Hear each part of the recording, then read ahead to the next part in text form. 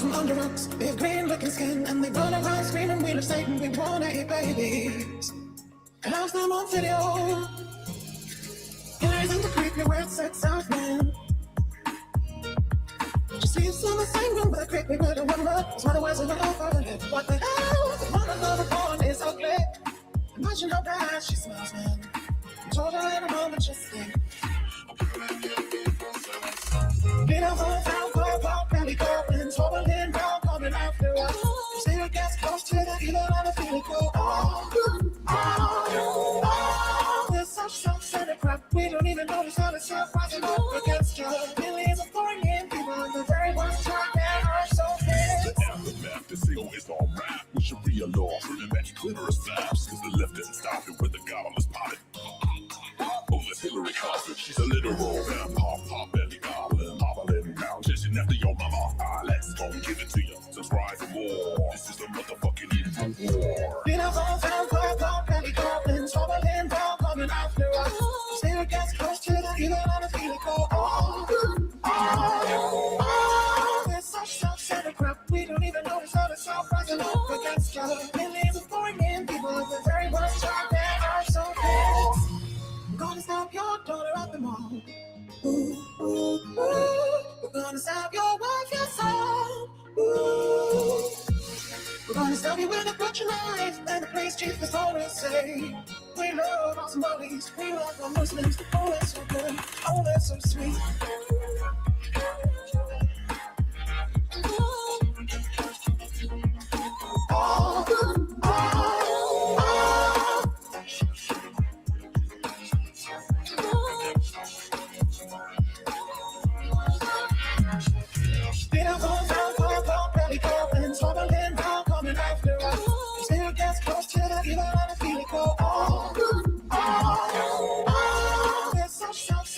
We don't even notice how the self rising up against us. Millions of pouring in people, the very ones trying that are so big. He's got a stitching spinner, and he's not a beginner. Got me dancing around like I'm a wild gorilla. Get the crew in, get him all a spinner too. He's the king of the memes, coming back at you. Don't lose this, it was gonna be lit like a spinning back kick to a globalist dick. It's time for the war to go underground with the InfoWars crew picking up the crown.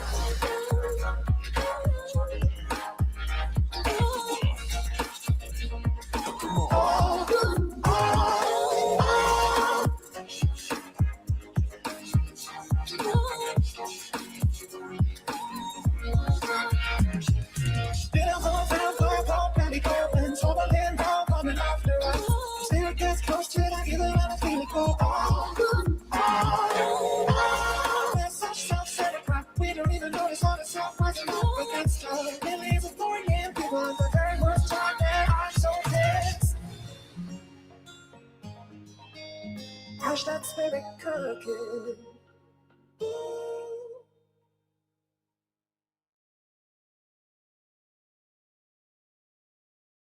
How to build a CEO dashboard so powerful that you can manage your entire business from one Google Sheet. I'm kissing.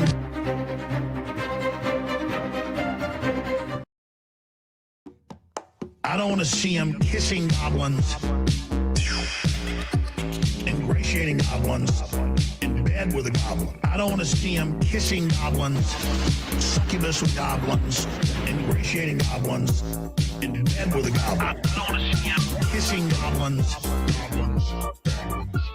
ingratiating goblins, in bed with a goblin. I don't want to see him kissing goblins, ingratiating goblins, in bed with a goblin. Dump it. Charging into a goblin's nest, some goblin vomit and slop and blood on it, especially up to his ankles. Trump charging into a goblin's nest, some goblin vomit and slop. Goblin vomit and slop. I'm not expecting him to not get dirty slop. Kissing goblins, ingratiating goblins, succubus with goblins, in bed with a goblin. Kissing goblins, ingratiating goblins. I just want to catch him in bed with a goblin, bed with a goblin, in bed with a goblin, in bed with a goblin. I just want to catch him in bed with a goblin, bed with a goblin, bed with a goblin, bed with a goblin.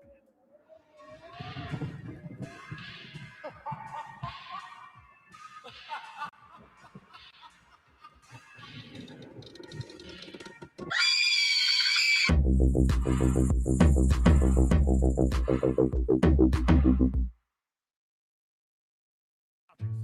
company store, the paradigm of absolute control. And that's why we're just out here doing simple things, pointing out that we're meant to be in nature and be natural. And this is where we find the source that God made to transcend the New World Order. And that's why they want to try to keep us out of it. I'm angry. I've had enough of these people. They're a bunch of Christian murderers, scum. They're on giant death factories, keeping babies alive, selling their body parts. What more do you need to know about these people? I go out and face these scum. They literally crawl out from under rocks. They have green looking skin, and they run around screaming, we love Satan, we want to eat babies. I have them on video. Hillary's in the creepy, weird, sick stuff, man. She sleeps in the same room with that creepy, weird woman whose mother wears a hood over her head. That woman number one is ugly. Imagine how bad she smells, man. I'm told her and Obama just stink. Obama and Hillary both smell like sulfur.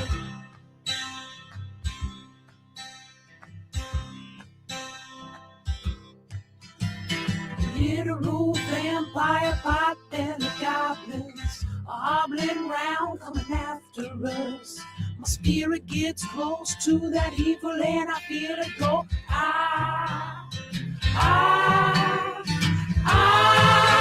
We're such self-centered crap. We don't even notice and itself rising up against us. Millions of pointed people of the very worst type, and I'm so pissed.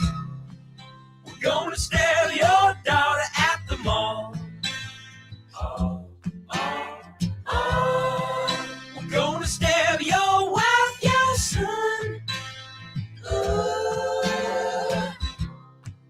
We're gonna stab you with a butcher knife, and then the police chief is gonna say, we love our Somalis, we love our Muslims. Oh, they're so good, oh, they're so sweet.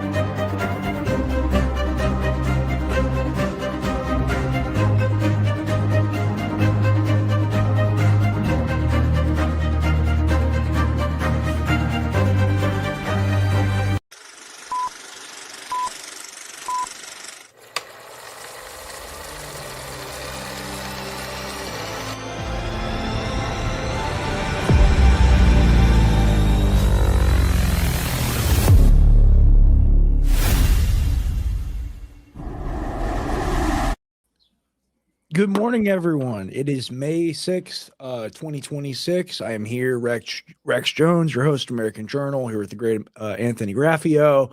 And sorry for that. I know that was a little janky. We're going to get it to flow smoothly and have it to where it's either on YouTube and it's a premium account or just load it into the machine anyway. But I'm going to start rolling those like the wide assortment of Alex Jones clips. I'm going to start in the morning. I'm going to start running some music. I'll probably start the stream at like 7:30 or something like that instead of 8. But then I'll have that on in the background. It'll be nice to listen to and to work on setting up the rest of the show around, playing it for people. And there really are so many different edits, Anthony. Like, that's the thing. Like, I'm not sure how long you've been watching the stream because I know I sent you the link only like a few minutes ago. But the first one I played, people were like, wow, great edit, great song. And I'm like, yeah, like that's pre-AI. That's like 2018. Like someone made that in a contest because we have the best listeners. Like that Alex Jones folk song I played at the end. I love that one, dude. That's a classic right there. So Such a classic. We had a contest in 2018 to have people try to make their best version of it. And like that techno one I played was someone adapting that. That was way back in the day. And that's why for me, like my standards for like what I consider to be art are a lot higher. And there's a lot of cool stuff that you can do with AI. And I'm not discounting AI, but people that are really good editors, like I dream to just have a couple of those people work for me one day and just make what I want to make. Because like it's truly incredible what you can do with just a little bit of like a lot of talent and like a really not a little bit, a ton of time and a ton of hard work. It's actually not even amazing. It makes sense that you would get so good at doing these things. But we have the best listeners, the best fans, the best supporters out there. And I just wanted to shout out everyone that's contributed, not just to that, but just general meme culture, meme creation, sharing the meme, sharing the legend, because that's the real ghost in the machine thing that they don't like because they can't really do anything about it. And like, it was so powerful at one point in the 20 teens that now like they had to like erase him off the internet. Pretty much, yeah. I mean, he is a meme. He is like literally the meme god. Like he has all the power, and that's how he's able to do that. And like this is why the Tim Heidecker thing is failing completely, because he just doesn't have it. He doesn't have the meme energy about him at all. He's not funny. He's not likable. Like Alex is just he's so powerful. He just has that aura about him. Like, dude, we were watching Please State from like what was that, like the 90s, 2000s, and right. Just the aura, bro. Like you can't mimic it. Like he was made for this, Right. Well, the Tim Heidecker thing is like super weird, right? Because like InfoWars is like at its source, if you were to get it as intellectual property, it would be like amazing. Like we have this thing that we could like, there's so many things you could do. Like look at Stephen Colbert. Like here's the thing. Stephen Colbert, it was an attack for sure when he made fun of us, but at the same time, like you're damn sure like we got the same jacket off of eBay because we thought it was funny and cool. Like we even if it is mean spirited or whatever, like it was an actual like funny parody. His name Tuck Buckford. He actually it looked like our studio too. They put in the time and the effort to make it kind of look like us, and then they just have this guy. We've already talked about it, so I don't want to rehash too much. But he's just got a green screen. Yeah, well, that's not how we've ever done things. Like it's a professional, like high grade studio environment. Yeah. So I don't know. I'm drinking the blood. Let me try to do his impression because this is what my dad actually sounds like. Sounds like. You hear that? Like. Yeah. Like. Yeah. There he does. Like. My dad doesn't talk like that. Like. That's what my dad sounds like. Not like. It's like a South Park character almost. It's weird. But I heard my dad go into it. Actually, it like ruined the first hour of his show. In my opinion, that's just me as a fan. Not ruined in a bad way, but just kind of like he was pontificating for the first hour of his show. He's like, now, I don't know how he discovered that accent. That's not. And he started going over like regional dialects and stuff and different ways that people talk. And I was like, the guy's a moron. So like whenever someone brings it up to me, it is what it is. I don't really care. Like apparently now, like they definitely watch my socials. Shout out to you. Peace out to my real fans out there in the peanut gallery. But like Ben Collins guy like tweeted and it had like something. I don't know if it came from an article because I don't pay the paywall to read the damn article or whatever, or it came from a court document. But it's like Alex Jones's son gesturing to all the equipment around him. Like I'm gonna steal like fucking 10-year-old cameras and shit. No way. So they're saying you were the one that was stealing the shit? No one stole anything, but they're saying that all right, my pin tweet, when you go to my Twitter, my pin tweet is me, and it was literally my buddy, Will. I'll be 100% on it. Like, I was like, oh my gosh, I do not want to do this right now. But he was like, I want a tour. I want to tour the office before it's gone. I was like, sure. Okay, just come. We're going to be here for another week. So we film, and I was showing him all different studios. We filmed something in the War Room studio in the 2014 Jones studio. Oh, my dog's back. Rupert's about to come in. All right, don't let me lose my train of thought. Hi, Rupert. Hey, go to 50percentoff.com, guys. 50percentoff.com. Buy your toothpaste from me if you want Rupert to have treats and walks. Thank you, David. You're awesome if you're still around. But yeah, if you want Rupert to have treats and walks and happy time, and if you want me to do the best show I can, you go to 50percentoff.com and see if there's anything there that you might need to get from me. Someone actually said in the what chat. Was I talking about? Hold on one fast. Someone actually said in the chat, do you ship to Canada? So yeah, we're gonna work on that. We'll circle back to that. What was I talking about?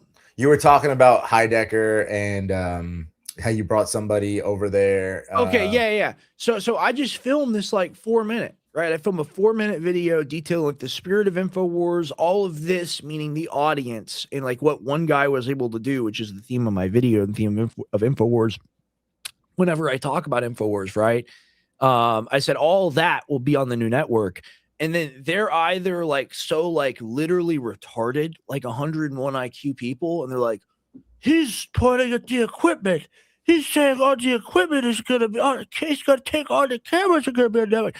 Nah, nigga, I'm talking about the audience. Like, how stupid are you? But they're not stupid, and of course, it's probably a deliberate attack. And these people, like, here's the thing: I shot an amazing behind-the-scenes walkthrough with the Maverick Approach guys that Rob Dew is working on editing right now, and that was like weeks ago or like a week plus ago. And the problem is, weeks ago. It is weeks ago now. The problem is, if I release that now, they would try to say that I like broke in there and filmed. Like, that's how much of liars these people are. And that's why Guys Chaser or whatever you changed your username to in the chat, like when you're always in here simping for knowledge fight, these motherfuckers don't let us live, dude. Like, seriously, like it's totally legal for me to go in there and film something before it's shut down. But I can't even think about releasing something like that because frivolous lawsuit stuff would probably be filed. So I have to go call those guys today and be like, hey, you know, I'm going to give you this to release. It's yours to release it if you want to release it. And of course, we paid a camera lady to be there so we can prove it was before the closing date and all that. And it's just, they're fucking scum, man. And I'm sorry to curse so early on in the day, but it just makes me think about it. And you know what? They're not important. They're establishment. They're fake, dark energy, dark money. Let's not even worry about that right now. The thing that pisses me off even more than them, because it's like Scorpion and the Frog with them. It's just their nature. It's what they do. And honestly, it's kind of respectable. Like, they're evil. You know, it is what it is. But the people on the right, you know, Anthony, I filled up my truck this morning, or I tried to fill up my truck this morning, because I took Rupert out earlier, even before he got, well, I woke up at like 4:30 a.m. I just couldn't sleep. And gas is like $4.90 regular in Texas. In Texas. That should tell you something. Dude, it's these people, like the quartering Andrew Wilson. Like, I'm going to keep saying those names because they're on both sides of the spectrum. Misfit Patriot. Don't forget Misfit Patriot. Misfit Patriot as well. All these types, Xavier DeRousseau, all these types of people are just like, oh, it's transient, or oh, I declare I know when it's over. Or some of them, not all of them, are like literally laughing at people like Misfit Patriot, for example. It's glad you quote that, bring that up. Here's the thing. If you make a ton of money online and you have like brand deals and like you read the code and you get the greens powder, you do that game, you do that hustle, whatever. Like Andrew said, like $1,000 is nothing to me. I'd never go debate, you know, just out to go prove my ideas. I always just want to do it for monetary gain. That's how all these people are. But the people on the ground that have things called expenses, I know they're going to say, well, we have kids. I'm the quartering. I'm Jeremy, or I'm Andrew. We have kids. We have big families, whatever. The people that have business expenses, the people that contribute to the economy, the people that are having to pay extra gas bills, extra shipping bills, extra increases everywhere across the board, like me and Anthony, we have to sit in this. And when we're refilling the truck, it's not just refilling the truck. It's thinking about the fuel expenses on the shipping and how much that's going to hurt our margins and how much it's actually going to hurt our customers' ability to buy our product and all sorts of different stuff like that. And it's really not fucking cool, man. It's really not cool to be a little simp and to say, well, you know, it's just the Democrats, they scare me. The Democrats. It's really not cool to do that, okay? Because if we do that, if you run up to Daddy Trump and suck on the pacifier, then it shows our coalition is weak. And if our coalition is weak, we have no hope to affect change ever. And if we don't affect change ever, the Democrats are going to do it anyway. No shit. Yeah. Okay. That's pretty obvious. And this is what they set up. And this is why I'm so glad I did America First United. I did the quartering. Then Andrew Wilson had conversations with people, debates with people, whatever. Here's their false dichotomy that they set up. They say, if you say option A, which is Trump, is not going to work out, you automatically support option B, the Democrats. And because option B is the Democrats, the boogeyman under the bed, the scariest thing in the world, then there's no other solution that could ever be possible. There's no other alphabet letters. It's just A and B. There is no C. And what is C? The Constitution. And that's what we support. That's what we want to return to. That's what we want to really empower the country with and the people with. And these people literally, they love being on the plantation. There's no other way to say it. They absolutely love being on the plantation and rooting for the football team, rooting for their pimp, being the best bottom bitch they can be for their pimp, and their pimp is the government and the Republican Party.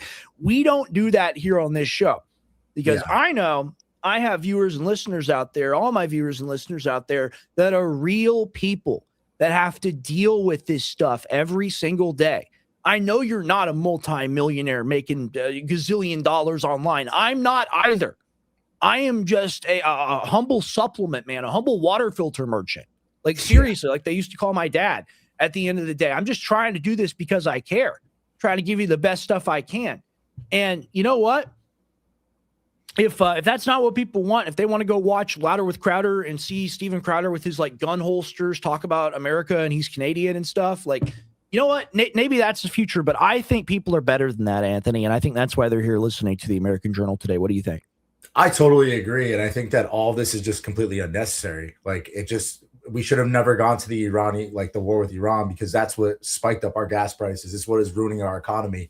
And it's, in my opinion, it's all supposed to happen this way, like in their eyes, in the means of them. But it's like, yeah, we need to really have compassion for the regular little guy and little girl in this world. Like we're all struggling. I made a post yesterday on Governable about like, it was just like me cooking a steak. And I was like, we could eat like this every day. And there was someone in the comments that like really broke my heart. It's like, no, I can't afford to eat like this. Right. Like I can't afford steak right now. Like, and really you can't. You go to HEB, it's like Nobody for ribeyes, can. it's $50, dog. Nobody for can. ribeyes. And that's the thing.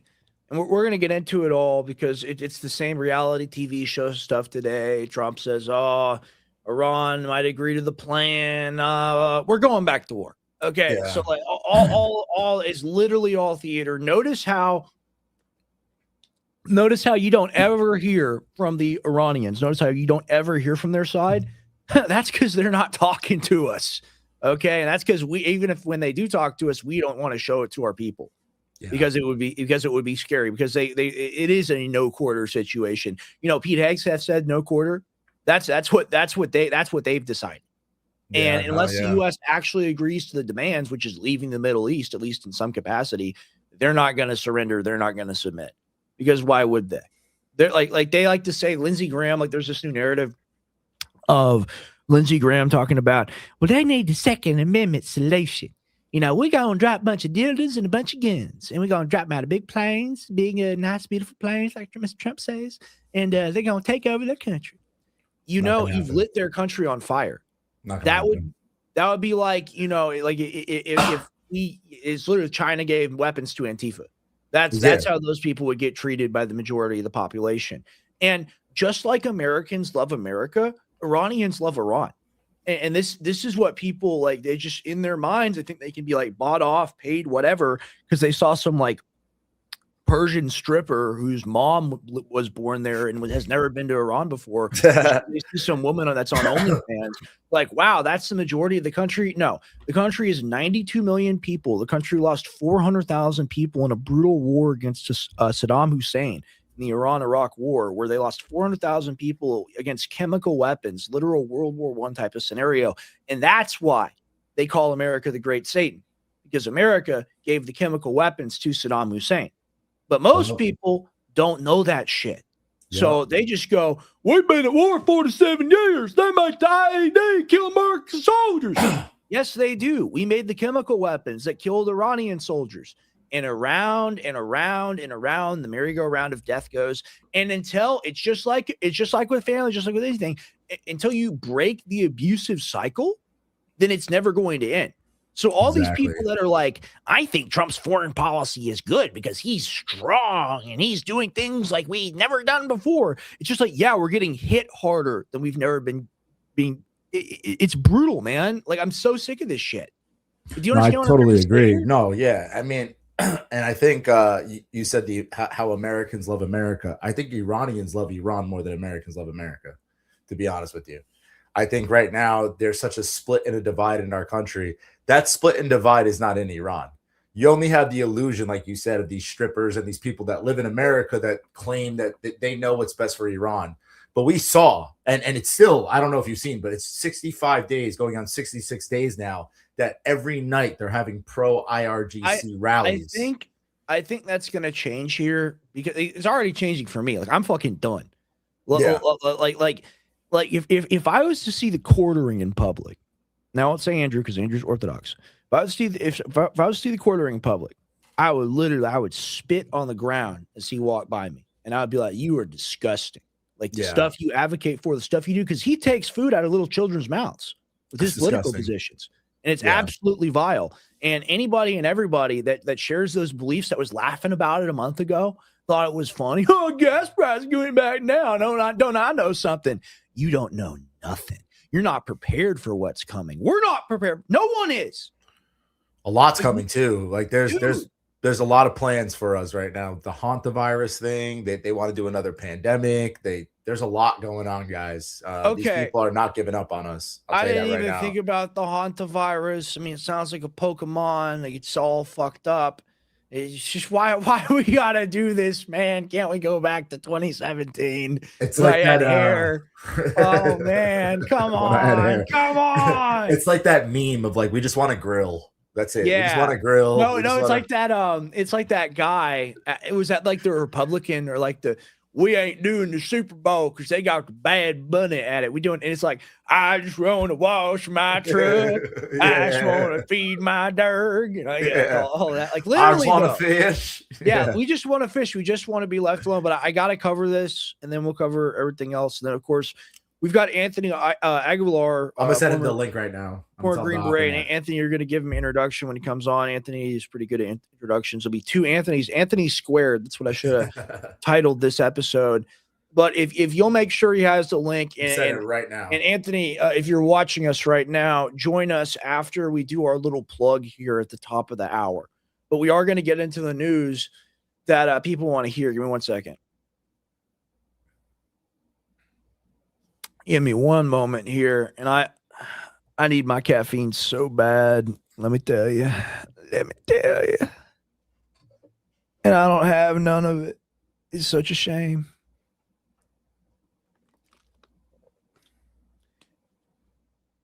Give me one moment, guys. Yeah, I'll just throw this up, and you can look at it for a second while I work on this. Check this out. Oh, yeah, I saw this.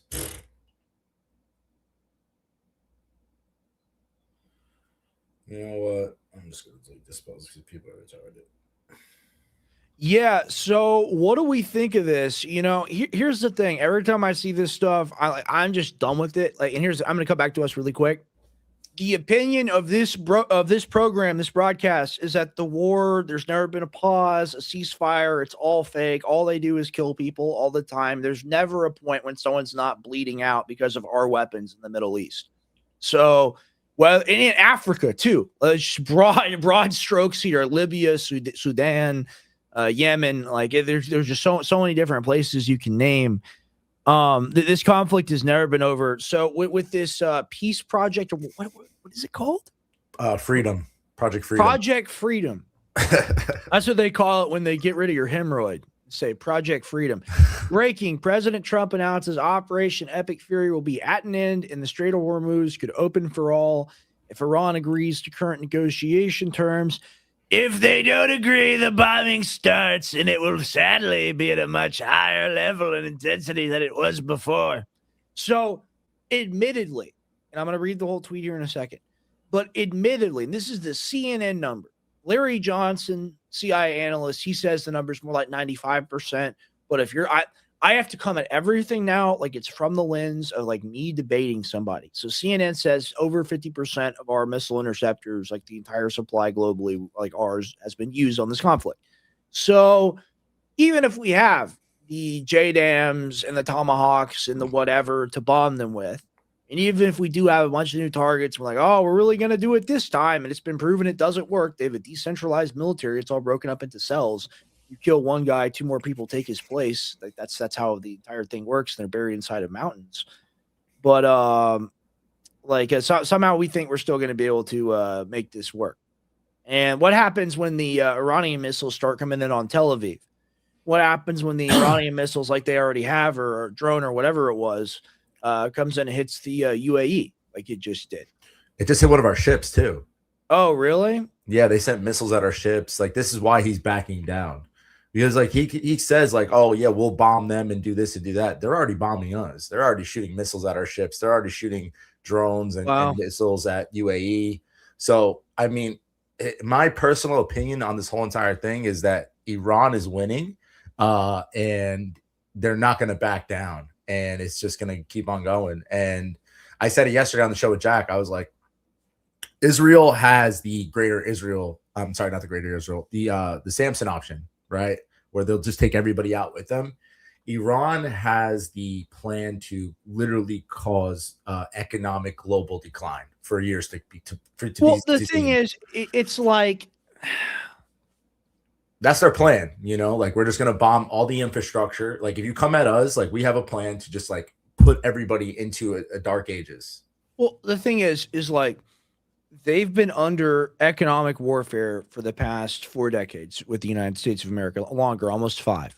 Yeah. So they've had to adapt and deal with conditions of having to source their own agricultural products, having to source their own petroleum products, having to source their own resources, natural resources, technology, like societal resources, like engineers, doctors, those types of people.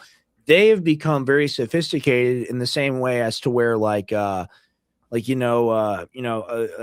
not trying to give this analogy to be disrespectful to the Iranian people. I'm certainly not, but in the same way that a bacterium over time becomes resistant to antibiotics, that's kind of what's happened here. And you have a situation where we're all not resistant. We're all very much jellyfish-like. We haven't been exposed to the common cold in like 2,000 years. There's like a Judge Dredd comic book about that, where the common cold comes back and like kills everybody. But then they're just immune because they've been through it before. They went through COVID. Like they had like a 50-year long COVID period that was way worse than COVID. Like imagine that for America.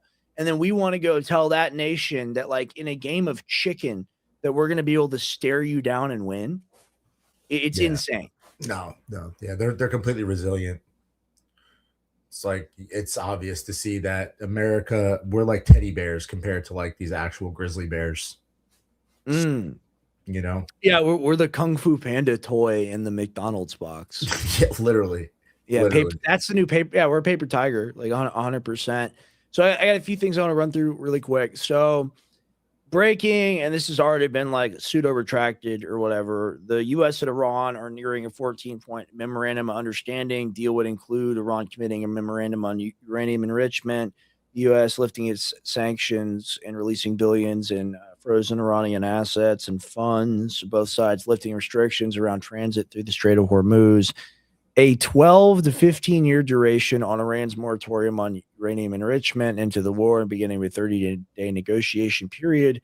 We expect more details. What's missing here? What do you see that's missing here? What's missing here that's going to cause Netanyahu to tighten his grip on Trump's leash? What's missing? Probably the Greater Israel Project? No. Well, I'll give you a hint. Weapon. Oh, nuclear. No, ballistic missiles. There's no mention of the ballistic missile control in this deal. The Israelis have been very, very, very firm on what they think about Iran being allowed to even have missiles that could touch them. And that's why this conflict's not going to end. And that proves my entire point of why, like, we are controlled like it's U.S.-Israeli empire. That's our 51st state. That's our capital over there. That's our capital ship, really. It's our aircraft carrier. It's what it is. It's literally a capital ship that controls the U.S. Foreign and domestic empire. Yeah, and it's like we could easily negotiate with these people. We can easily be making money with these people. It's just that Israel does not want that. Twice we've been in negotiations and they've gotten hit. The first time in the 12-day war with the Israelis. The second time with us, we blow up their elementary school. We killed 165 girls. Yeah, it's ridiculous because in reality, like if we actually created a peace solution with Iran and we came to the table and we agreed like they're a sovereign nation, like I made this point yesterday as well. It's like America doing a buyback system with our guns. You know, why would they give up their ballistic missile program to protect themselves? They're a sovereign nation. Like, we can't just go over there and be like, okay, you guys need to completely be neutered and not have any means to protect yourself at all. Like, that's such a ridiculous ask.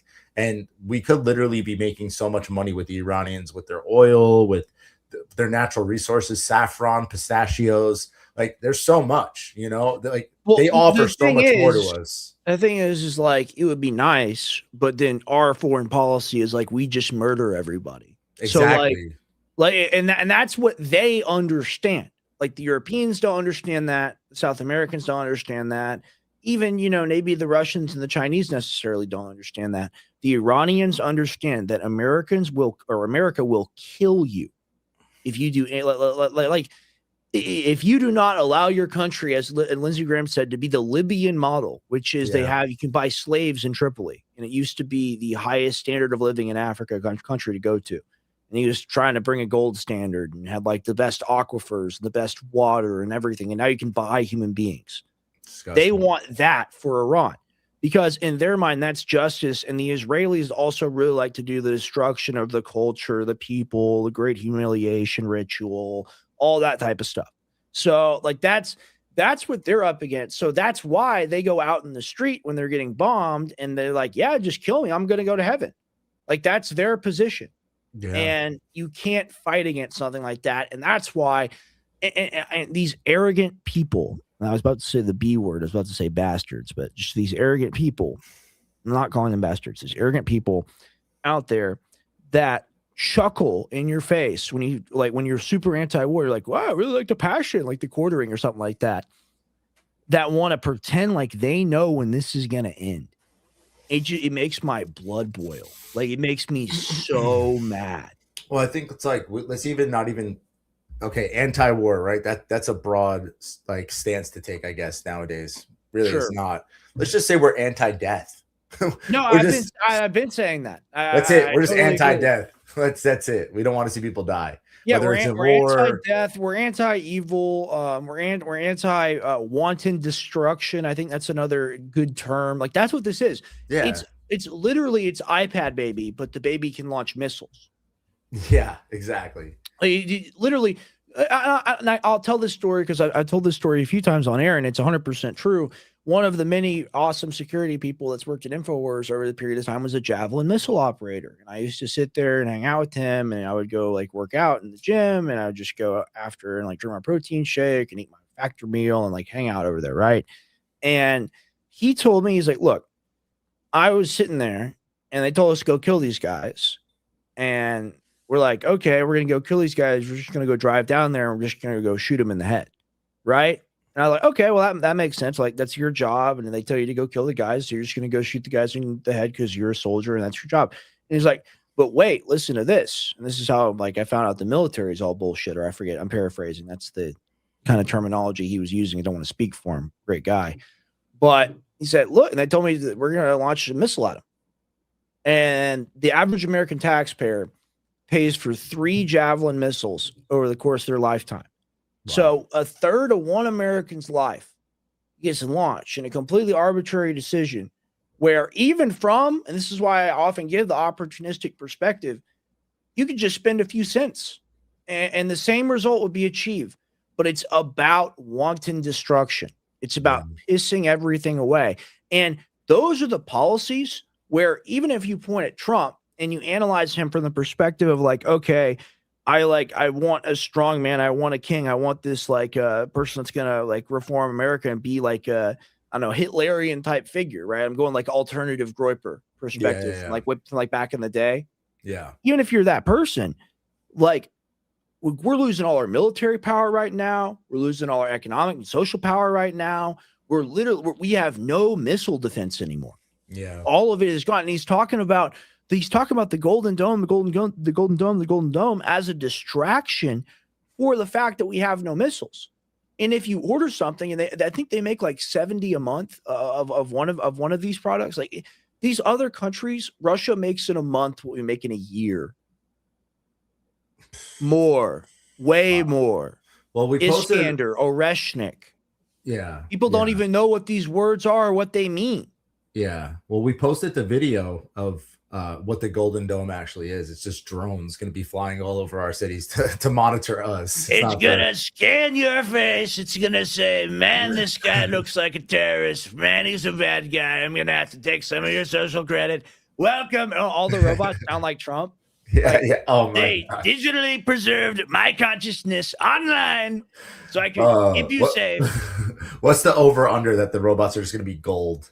Yeah, that's a pretty good polymarket bet if you could find that line somewhere. Golden The thing robots. is like, didn't he sell like one gold card? Yeah, to Nicki Minaj. No, I think it was to Howard Lutnick. Really? Because I saw Nicki Yes. Minaj bought one too. No, she got one for free. Oh, That was part of the scam of doing the promotion or whatever. Gotcha. Right. Gotcha. So she got kind of like she got one per diem, I guess would be the proper way to say it. But look at this. So this is already not accurate, by the way. It's already way over 90 again. But this is just like market fluctuation. And Trump, literally, it is like he is both Roadrunner and Coyote because he's doing this to the stock market like over and over and over again. And it keeps working. Like he keeps gouging the price so that people can make bets and bet on oil futures and whatnot. But at the same time, he can't get out of the war. Like, it's kind of like you see like the twisted evil genius, and then you just see like the retardation. What do you think of this? Yeah, I mean, they're treating our market like a meme coin. They're just pumping and pumping. And we'll find out in years to come, like who actually made so much money off of it. But the crazy thing is like so many people will be up in arms about Nancy Pelosi, who obviously I also agree that she should not be insider trading. But like, why is Trump allowed to do it with all his cronies? You know? Well, when Trump does it, it's based. Okay? Yeah. Don't be racist. All right. Yeah, Don't be exactly. racist. Don't be racist against orange people. Look at this. Breaking. President Trump says it is too soon to start preparations for the signing of a peace deal with Iran, per New York Post. U.S. oil prices are now back above $95 a barrel on the news. Interesting. So here's the thing. This is the whole thing. Oh gosh, I got a lot of purpose today. I'm sorry, guys. This is the thing for me about the people that tell you that this is like managed or over, or they're like, I don't support the war, but at a certain point, Trump has gone too far. Okay, so you're not supporting it, but at a certain point, he's gone too far. So right now, it's not far enough for you to stop supporting it. That's another logical inconsistency there that I just elucidated from all this. Man, it's a real sickness. Gosh. It is. Oh man, did that make sense? Yeah, dude. I mean, that's wild to me. I didn't think about it like that way before. It's crazy, man. I mean, the whole entire like circle that we just keep going into of like, oh, the war is over. Oh, the war's back on. Oh, I don't support the war. Oh, well, we have to do this. Oh, 47 years of terrorism. The war, but at a certain point, I'll have to pull my support for Trump if X happens.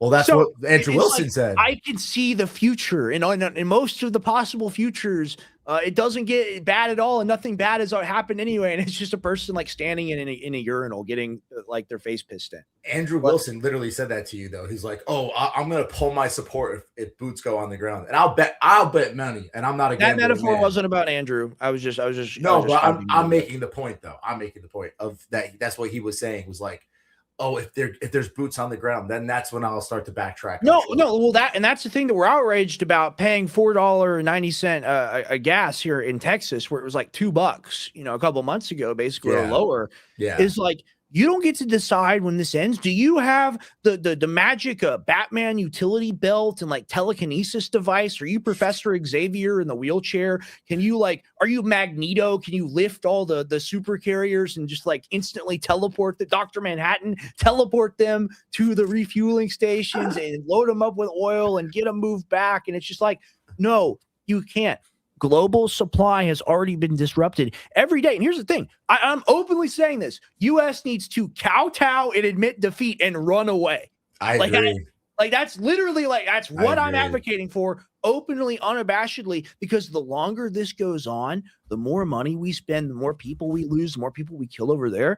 I mean, there's a good chance in about a year, if this continues, that we're going to have the same moral standing around the world that Israel, our strongest ally, does. People still like us a lot more.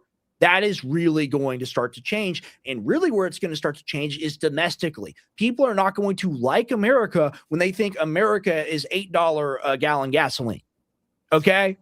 That's when you're going to have real problems, and that's coming real soon. And to say, I can predict the future. I see everything. It's all perfect because I don't see any problems. You have your hand over your face. That's why you don't see any problems, right? Good point. Good point. Yeah, I mean, we're already kind of at that point. People do not like America right now. We're pretty much hated around the world. Because we're fully connected to Israel. Like, what's that? The Ninja Turtle guy that has like the brain that's like in the middle of his stomach. You know what I'm talking about? No, I know what you're talking about. Yeah. But yeah, like that's literally like we are literally like the cog, and then like they have the brain in the middle of the machine. Like, right. That's Israel. Israel's in our belly, just like controlling all of our foreign policy that's happening. It's because of them. And I made the point yesterday with Jack. I was like, you know, people are so like paying attention to what happens in American politics. I feel like geopolitics are what's really controlling the world right now. Like geopolitically, it's more important. No, absolutely. Well, and that's the great scam. There you go. And that's why all these people, like, they're in these networks where they talk about like domestic stuff, talk about social stuff. It's really all infighting, like crab in the bucket. It's by design. You realize that, like, the grand scheme of things, when you want to actually learn about the world and what's affecting your daily life, what's affecting your daily life is not a debate with the OnlyFans girl and an ortho bro on the whatever podcast. It's the rate at which a supercarrier can travel through the ocean and how many of them are traveling through the ocean and how many are left before it runs out and before we're out of oil. That's what's really important. So when we move away from the little kid world of having the debate on the whatever podcast, we move into the adult world of talking about geopolitics. When you analyze it from the lens of looking for like, okay, what's getting better right now and what's getting worse? There's about 1 million things you can just put on the scales of justice. About 1 million things you can put as getting worse right now. For America. De-dollarization, multipolarity, but without us as a pole, without us in it as at all, like evil isolationism, not the good kind, not the kind we want, but the type where we commit war crimes and genocide and partner with an evil apartheid state. This is what's going on. And this is what's stacking the world, stacking the deck against us right now. And at any time, we could take the biggest item on the scale right now, which is Israel and the Gaza genocide and the Iran war, and we could remove it, and maybe we could stabilize and save ourselves. But you want to support the guy, just talking to people out there, you want to support the guy that's stacking further things on the scale instead of trying to take his hand off of it. And the thing is like, it's so weird for me to think about the idea of supporting somebody, but then when they do something I don't like, not being the loudest critic of it because you want that guy to change and do better because you believed in it, or you still might believe in him. You know, like, I'd love if Trump would just wake up and fix this all tomorrow, you know? Yeah. But and is the question, is it ego or is it blackmail? That's really what it's ego. I think it's a lot of ego, dude. Like, I think people are stupid. Like, I mean Trump. Like, is Trump just taking us further into? No, Trump's totally compromised. Trump, I'm just talking about the animus for supporting him. No, I get it. Yeah. I don't know. I mean, it's like, how do we back out of this if he's in control? Right. I don't know. I see the I see the onion person, not onion person. It's disrespectful to you. I see the person that doesn't like us in the chat. I do the show for you, I guess. I enjoy it, so we're having fun. Shout out to Holly though, real quick. Holly said that she bought the sun gazer. So shout out to Holly. We love you. Thank you, Holly. We love you. And we'll get the review. We're gonna do a review call-in show soon. But the thing, referencing January 6th, that's another one of Donald Trump's great betrayals. Donald Trump led all those people there. And there are federal agents in the crowd. And it was all organized. There's an operation to solidify government control and to get rid of people. Trump wanted Biden in there. Yeah. So that's too meta for you, I'm sure. But that's my opinion as well. Yeah. I think it was all set up. We got a couple more things. All right, we got a Marco Rubio clip. Let's play. And I was told by Rylan, the guy I did the Spaces debate with, that Marco Rubio is not a valid source. some guy on Twitter Spaces is a valid source, but Marco Rubio is not, and we can only trust Trump Heil Lafleur. Secretary of State, right? Secretary of State is right. That's like one of the highest positions in our country. It's the third highest. Everybody needs to think about it this way: if Iran had a nuclear weapon, and they decided to close the straits and make our gas prices like $9 a gallon or $8 a gallon, we wouldn't be able to do anything about it because they have a nuclear weapon. And a nuclear armed Iran could do. They don't, though. If your stepdad had a freeze ray, he could freeze you when he was over at his mom's house, or when you were over at your mom's house. That's so crazy. That's so wild. Yeah. If I had a golden baseball bat, I could sell it for $1 million. They've never had a nuclear weapons program. They've had the FOTWA since 2004. It's all a giant lie. What the nuclear program they talk about getting rid of is the civilian nuclear program, by the way. And that's Iran's right. And this is why the image in the average American's mind, naive American, of them being like the cave people is so important. Yeah. Is because they don't want people to realize, oh, this is actually a developed country. Yeah, exactly. Yeah, they think that they're just like brown muzzies that live in a cave, like you said. That's you get the callers. They call them pigs. It's wild. And that's why, like I'm at this event. I'm at the America First United event. And I covered it after with Tim. We did whatever. I saw Joel cover it. I saw that Beryllium guy cover it. I saw whatever. And the point is like, he's like, if I had known that someone there that worships sand demons was there, then I wouldn't have. Well, here's the thing. Oh, God. Is God going to judge you based off of you working with somebody that may or may not worship, as you call it, a sand demon to stop hundreds of thousands of little children being murdered? Or is he going to like it that you were like, no, according to my theology, I cannot work with you to stop child murder because God says in Leviticus 14, no, obviously the Lord is not subjective and legalistic in that way. You know what is Judaism? So let's think about this a little bit and some of the similarities between some of the weird Protestant behavior in that, because it is super weird to think about the idea that you couldn't unite with somebody that was Muslim on the principle and not wanting any more murder. Isn't that crazy? I saw the one edit. I was crying, man, where they called Jose Vega a Mexican luchador. Oh, dude, that was that was so good. All right, did you DM that to me? No, where is that? You gotta DM it to me. We'll play that after the Anthony Aguilar. Yeah, that's so good. I was mad I wasn't in it. That's how you know I did a good job. Is nobody clipped me. It's because what I said was fire, and they wanted to rip on the event. Crying, bro. I was crying when I saw that. Let me see if I can find it. Oh, it's so funny. But yeah, I mean, here's the thing. Of course, the knowledge fight person is a giant atheist who doesn't believe in God. Here's it. Like, we have different epistemic justifications for our worldview. So you'll always think I'm crazy, and I'll always think you're crazy. And you know what? Maybe we're both right. Isn't that the fun part of the show? Oh, we have so much fun. You have a Goyim Lives Matter shirt on? Yeah. Wow. We matter. Dude, I swear, right upstairs, like literally right above my head is my roommate, like Jack, my good buddy. He lives here too. That's his bedroom, and I hear his alarm going off right now. And I can hear it like buzz through the ceiling, so I thought it was my phone. Oh man, I sent it to you. Oh, they quit doing the show?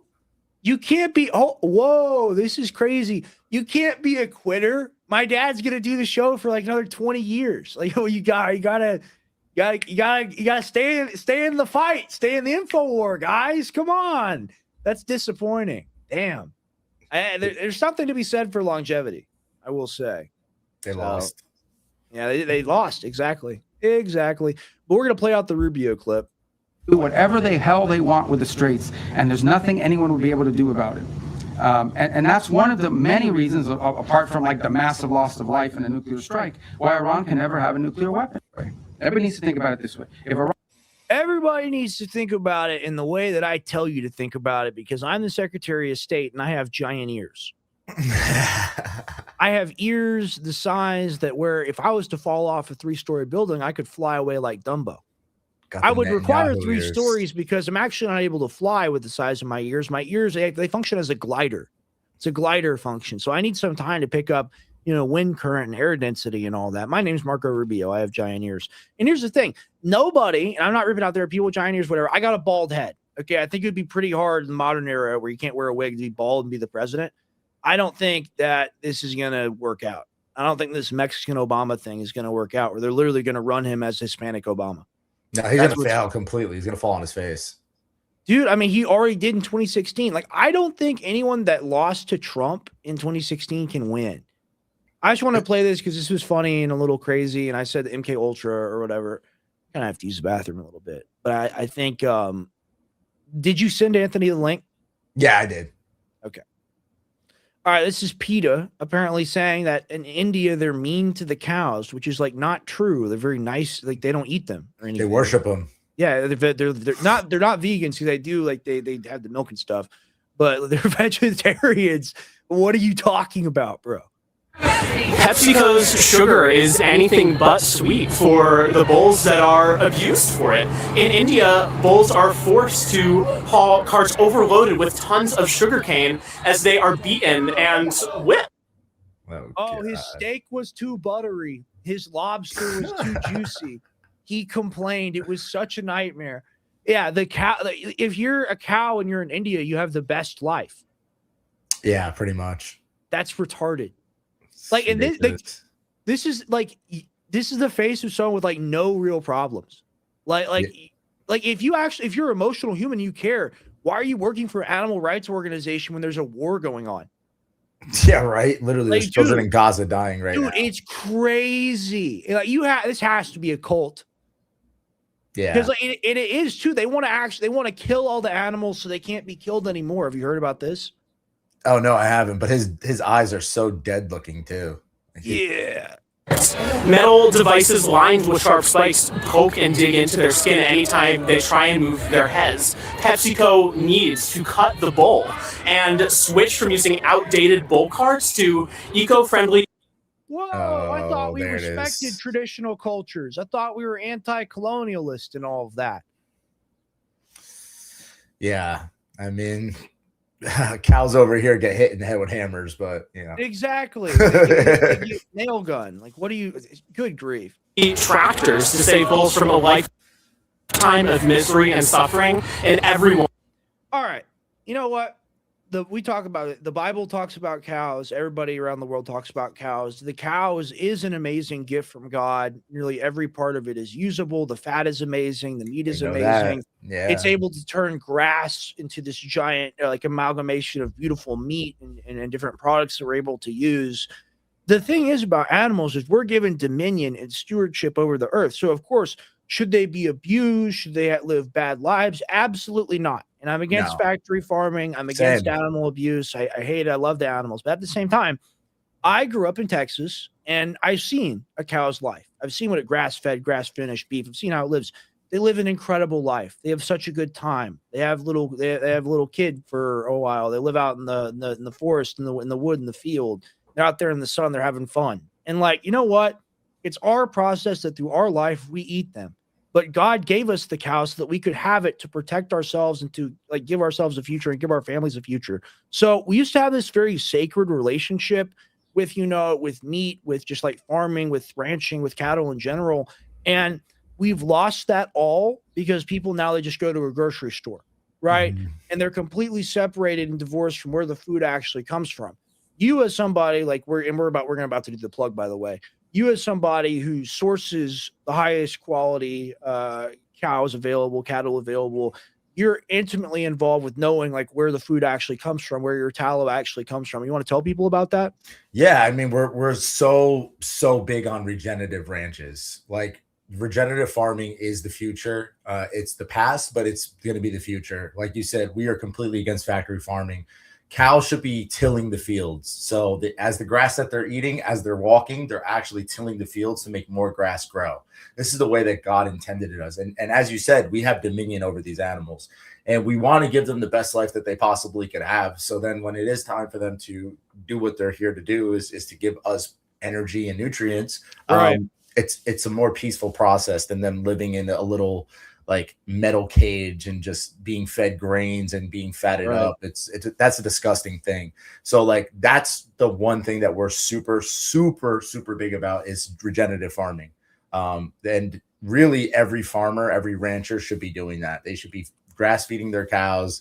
They should be in fields. They should be moving around. They should be having a good life. They should be happy in the sun. Like you said, like cows are like little dogs almost, you know, like they should have a good life. And when it comes time to them being sacrificed for our health, you know, because Right. you can't It's the have best a thing for us vegan to diet. eat. You can't have a vegan diet. Yeah. Like as much as people want to push veganism and all that stuff, like your bones will start to deteriorate. Your brain will start to deteriorate. Like we need meat. We need, And this is part of that Adam and Eve deal they got set up. You know, we made a bad decision. So now we got to live in a fallen world. In that fallen world, there's something called death. Okay. Yeah, And that's the yeah. reality of life. And when you're a vegan, you go, I'm a vegan. I don't want to kill any pretty cows or little chickens. The thing is, when you avoid poultry or you avoid beef specifically, you're avoiding an end of the food chain type of thing that can give you all this food when you're eating grass, or eating grains and all this stuff. It's a giant combine shredding little animals. Yeah. Okay, that's what it is. So there, you can't divorce death from your food. I guess you could eat like algae paste all day, and that would truly be ethical because it doesn't. You're not hurting anything. But then even your teeth, they're hurting the cells, and then it's like you can't do that. So like, where does it stop? It doesn't Right. stop. And like with veganism, like what people need to realize is like to get the plants or whatever that you're looking for, like you know how many like moles and like weevils and all that stuff die? Right. There's so many that get killed. Rabbits, Yeah. birds, everything, and everything gets pesticided to shit. Exactly. When you have the cattle, you can't pesticide where they're at because it'll kill the cattle. Exactly. And like the lab grown thing is gonna be horrors that you thought you would never see. It already before. is. Yeah. Which They're is putting they have a milk product now. It's not milk, it's milk product, and they have it, and it's got the algal they're able to like make like fake like EFA or EPA, I forget what it's called. Like I saw that. artificial Yeah. oil. That's really disturbing, guys. Disgusting. But go ahead and tell them about your stuff because you're the antithesis to all of this. Yeah, for sure. As we said, like the tallow that we source is 100% grass-fed, pasture-raised suet. Suet is the fat that surrounds the kidneys. This is what you're actually supposed to be making tallow out of. If you go to the stores, you're going to see a lot of these tallows are yellow. They're separated. They're goopy. It's because people are using muscle trimmings instead of the fat that surrounds the kidneys. You can make the best skincare you've ever had in your life with this. This is non-cotomagenic. Sun Gazer, as Holly said before. We she just had pops someone get on. this. Tell them about it. You're going to want to grab this. This is an SPF of 25. It's made with tallow. It's made with coconut chunks and cocoa butter and non-nano zinc oxide. So we actually use minerals instead of chemicals. People are getting skin cancer and all this stuff from the sunscreen that you're putting on your body. It's not the sun. The sun is not hurting us. The sun is there to actually give us energy. But if you want to protect yourself and your family this summer, definitely go check out our Sun Gazer. It smells incredible. It literally has the best nutrient profile that you're going to find for your skin, for your stomach. Tallow was, as you said, it's given to us by God. God gave us dominion over this. And this is the really important item right here. This is our half gallon. If you start cooking with the 16 ounce, you're going to realize that you're cooking every one of your meals with the 16 ounce jar, that you're going to want to get up to the bigger boy. So our half gallon is a great price. You're not going to find prices like this for grass-fed pasture-raised suet anywhere. It's going to be super expensive. You could go and buy suet and make it for yourself, but you're going to realize how annoying it is to make tallow. It's a mess. It's really not a fun thing to do. And they can see your entire process if they check out your Instagram, if they check out your Twitter. They can see you making the different skin products, making the different dietary products, putting the tallow together. It really is intensive, and that's why it's so easy to plug with you, man, is because we do the exact same thing with me, with what I do as well, because I own the entire manufacturing process, shipping process. I'm able to really pass savings on to people when it comes to their favorite supplement products. So, for example, like I grew up going all across the country, meeting with various formulators and figuring out or just hearing what they would quote or charge for products. And across the board, it would be a trademarked branded ingredient. They try to sell you it for like $12 to $14 a unit. That's not to you, the customer. That's to me, the business. And then it's my job to try to sell that to you. So me as the business, I have to go, well, I got to make a margin. And that's how you end up with the $50, $60, $70, $80 product, is when you actually got a big margin that you got to make up for. Now, by owning the manufacturing and by using highest quality generic ingredients which work as good, if not better, than the branded proprietary brand blend BS, then you're going to want Knockout Sleep Support. This is a best-selling formula. This formula has sold literally for a decade plus. I've added magnesium to it. I've noticed, like Jack was saying, that a lot of people, they take at least 2 products to go to sleep. They take a melatonin and a magnesium together. The amazing thing about Knockout is it's got the melatonin and magnesium that you love, that you know is so effective for you and your sleep there at home, but it's also got blue chamomile. It's also got GABA. It's also got L-theanine. It's also got valerian root. It's also got hop flower extract. It's got all these things, tryptophan.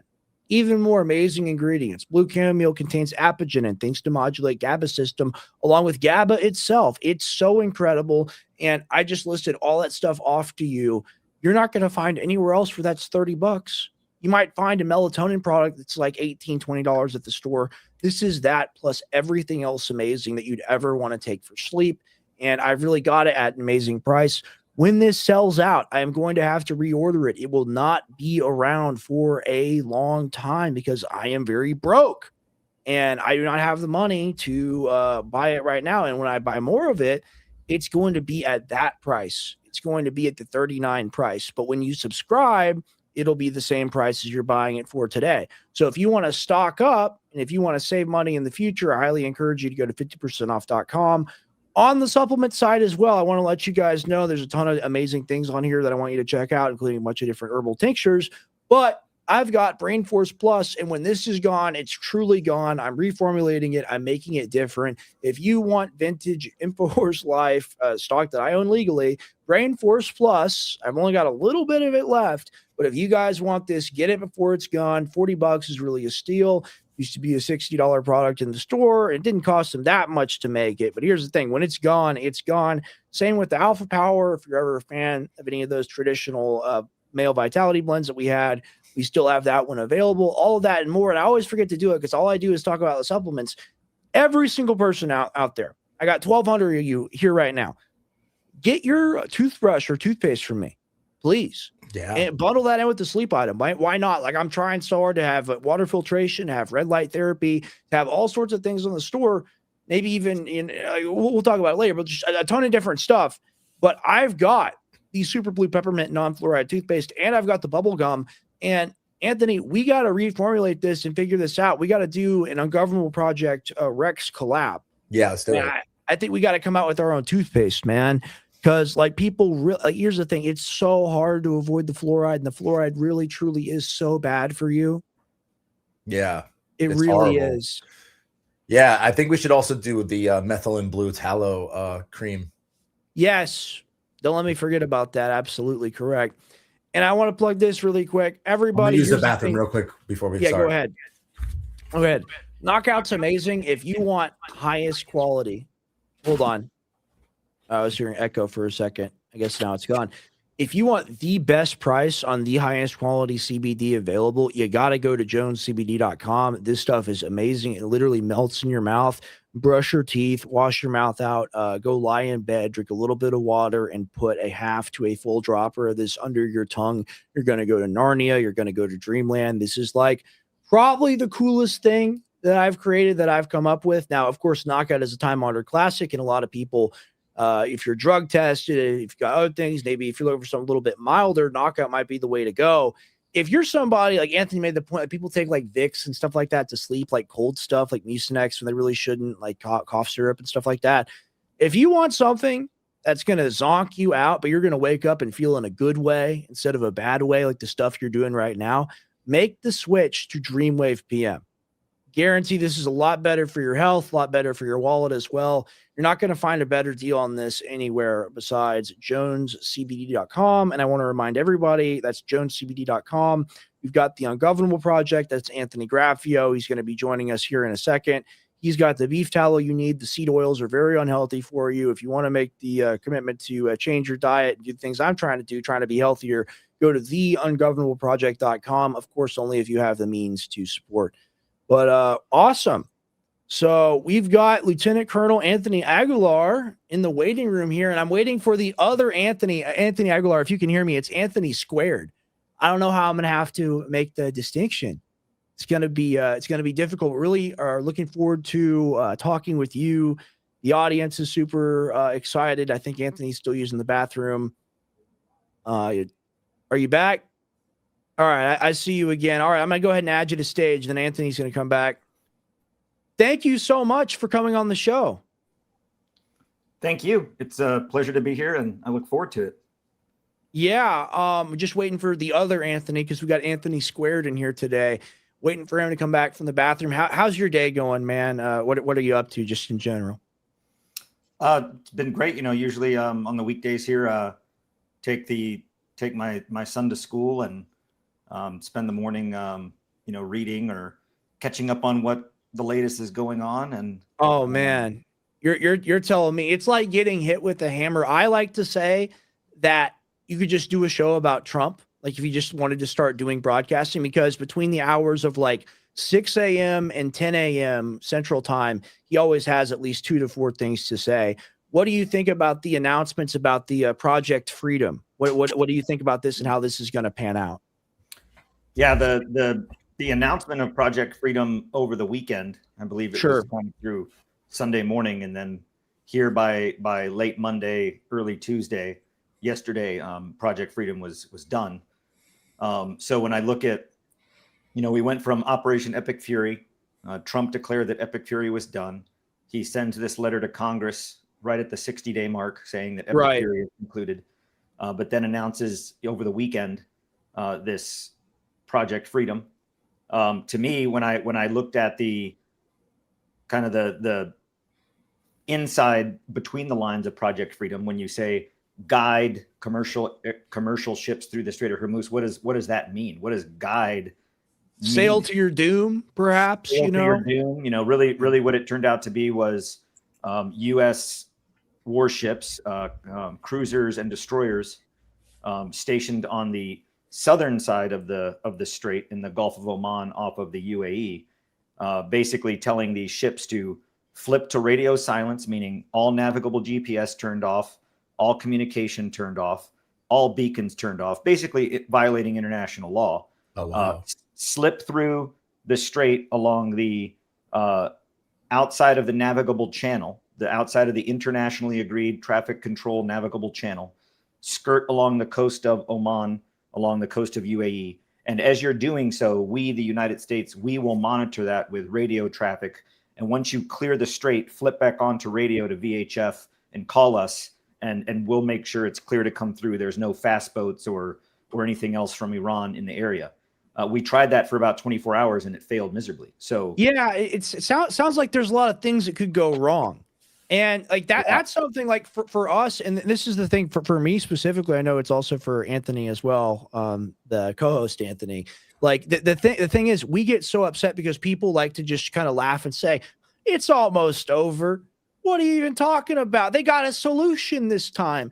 And we've heard this literally since the first or second day of the conflict. So why I wanted to have you on and I wanted to share this platform with you today is I've done a number of these debates now or discussions, whether they're on stream or whether they're in an X Spaces or whatever you name it, also just on the street, literal man on the street stuff.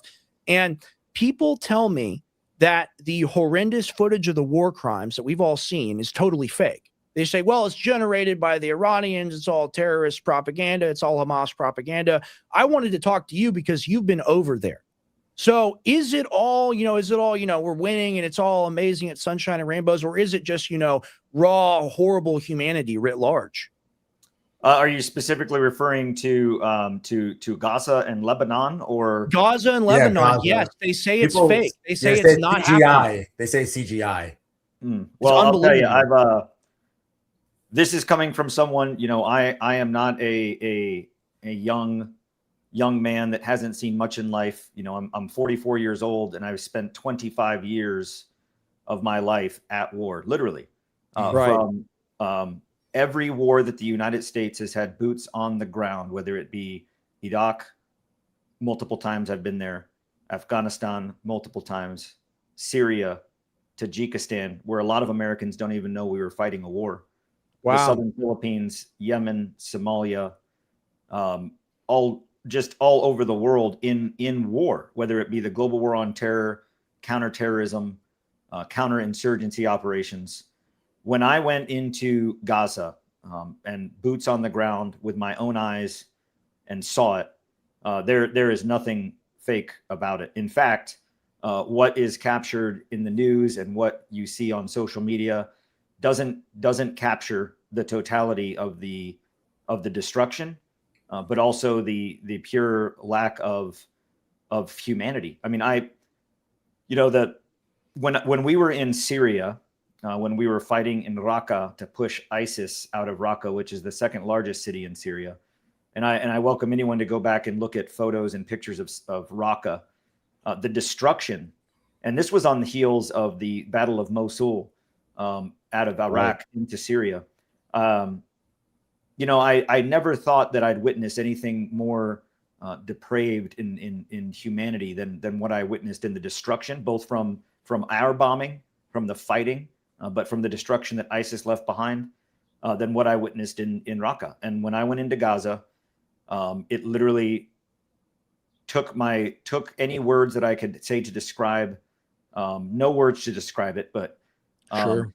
the mountains and mountains and tons of rubble of buildings that were once schools and mosques and playgrounds and hospitals and neighborhoods that are now just entirely rubble. As we were driving through Tal Al Sultan, which is a small neighborhood in Rafah in the south, it used to be once a beach town near the Egyptian border.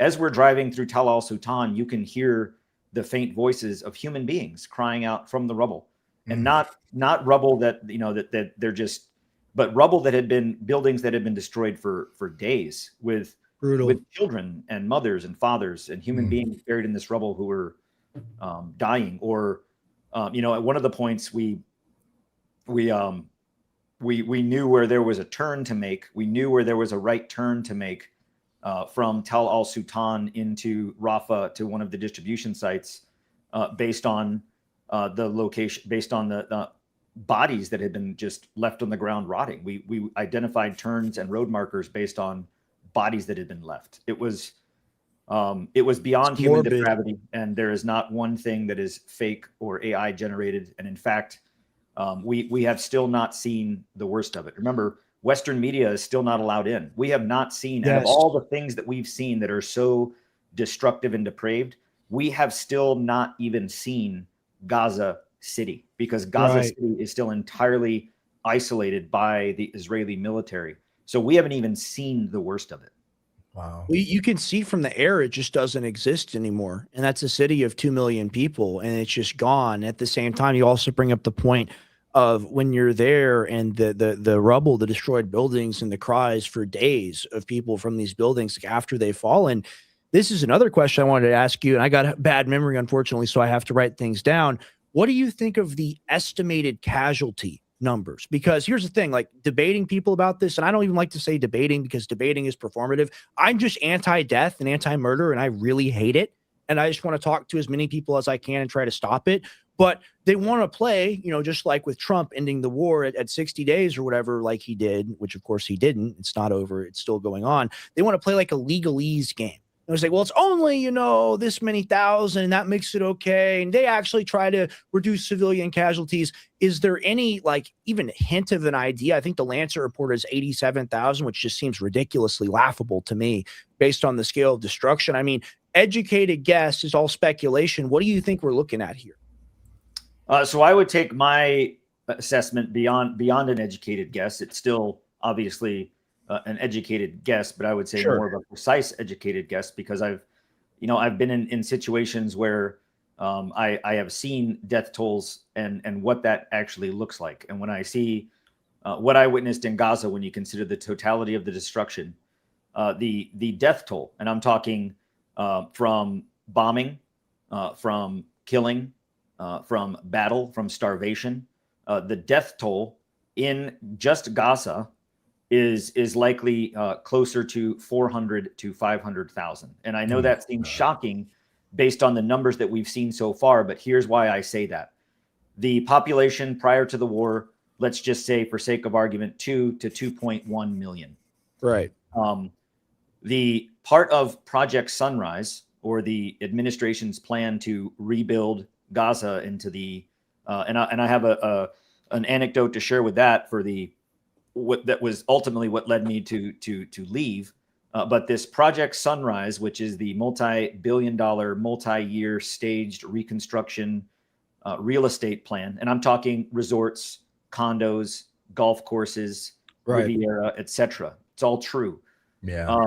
In order to achieve that plan, you have to move all of the existing human beings, the alive human being Palestinians. You have to move them into one central location so you can actually rebuild. We're talking millions of tons of rubble and open sewage and nowhere to live. So in that encampment, this encampment was called the Humanitarian Assistance Transit Area, and the company that I worked for was ultimately going to be responsible for this in what they called phase 4 of the operation. And that encampment was only supposed to house, was the maximum capacity for that encampment was 1.5 million. So what of the other 500,000? So if the plan was only to have 1.5 million living at the end to then do away with in terms of either displacement or working as indentured servants in this new mega city, not controlled by Palestinians or any Palestinian Authority, but also looking at the massive destruction and the thousands and thousands of people that are buried and that will never be found. And also, one of the munitions that the United States provides to Israel is the Mark 18 thermobaric 2,000-pound bomb. This is a 2,000-pound joint deployed area munition that drops out of an F-35 or from other aircraft that are capable of dropping it, of which Israel has.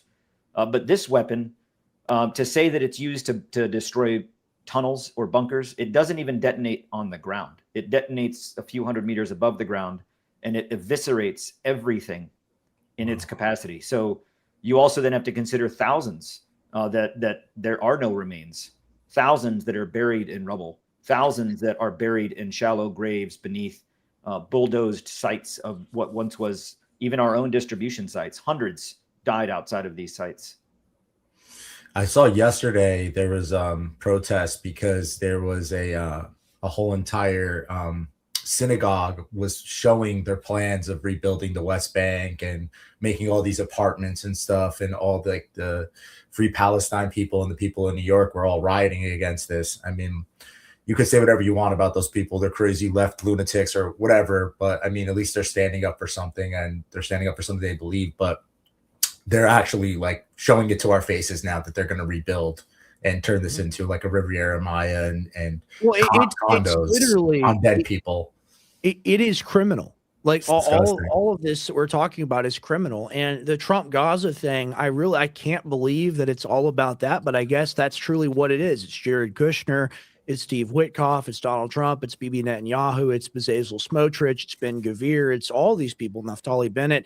And I guess to them, if they can get away with doing it, then they will do it no matter what. And they have a large amount of support in their population for, wiping out Amalek. And what is Amalek? Whatever we decide it to be. Yeah. And you look at America and what we've done in this Iran conflict, and especially what we threaten, the threats of genocide, Stone Age, end your civilization. And you think about it, and like I've talked to a ton of military people. I've known military people throughout the entire course of my life, tons and tons and tons of them. And I was never under the impression that we deliberately targeted women and children or power plants or civilian infrastructure and these things. I thought we went to war and it was brutal and we might make mistakes, but it was, at least we were trying to fight somewhat of a just war. I really see, like, from the GHF, after they abolished the UN aid centers, where they go from 400 aid centers to 4 aid centers, and they start kind of making people do red light, green light games to go get the food, and then thousands killed, tens of thousands like brutally injured. America, we're adopting the foreign policy of Israel now in the way we fight our wars. It's like having a friend that smokes cigarettes or smokes meth and then picking that up from them. Do you kind of see like an addiction to this forming in our government, That's what we kind of sense. Yeah, can I ask a question too? Sure. But like while you were over there, like, did you have to work hand in hand with the Israelis? Like, what were Ooh. they like? What were they like? Can you like give the audience kind of an idea of what these Yeah, people go wherever you want. Sorry. mindsets are? Yeah. No, to your point, first, with the kind of the way we're adopting their approach to things, very much so, and that deeply concerns me as a former military officer, but also as an American. It deeply concerns me because right now in the United States, we have leaders at the helm that don't really know how to navigate the morality of going down that path. And I think that we are, especially when we see how we've prosecuted this war thus far against Iran. Some of the things that we've seen in that show that I think that we're going down that path. And then when I look at the, that when I received a phone call on May 13th, 2025, I did not know what the Gaza Humanitarian Foundation was. In fact, it had just been established because UN aid, the UN, UNRWA and other UN aid had been blocked from going into Gaza. This organization kind of came up out of nowhere. I had never heard of it. The company that hired me directly, UG Solutions, which apparently is headquartered here in North Carolina, I'd never heard of them either. They called me because they had received this contract to provide 300 contractors into Gaza. And in the last week of getting ready to go, they had people that couldn't make it. So they were trying to, hire some last minute hires to fill their contract. So they reached out to me and they wanted my experience as being a special forces officer, as a planner. So in going there, what I was told, what we were all told before we even left, is that the Gaza Humanitarian Foundation would be operating independently, unilaterally, outside of the scope or control of the IDF, coordinating with them, of course, because it is a war zone, but operating as a United States entity to deliver aid at scale. So I went in thinking that, okay, has aid been blocked? Yes, that's outside of my scope of control. Are there human beings, Palestinians, Gazans, whatever the political nomiker anyone wants to give them, but let's just say human beings. Human beings. Yeah. Human beings are starving, and they need food and water. And this mechanism, and I still believe that America was going to come in, that we were going to do good.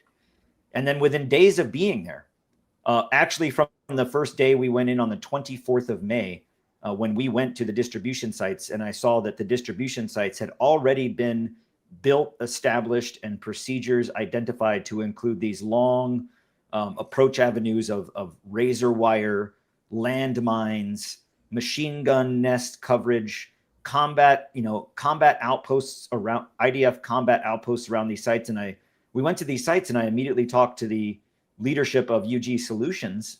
And I asked, we cannot, by international law, by Geneva Convention, we cannot distribute aid. We cannot distribute food and water to non-combatants, displaced civilians with these conditions. We can't. And I then learned, well, the IDF is in control. We're just doing what they tell us to do. And so I pushed back on that and couldn't get a firm answer. So I started planning outside of the scope of, okay, we have our trucks, we have our assets.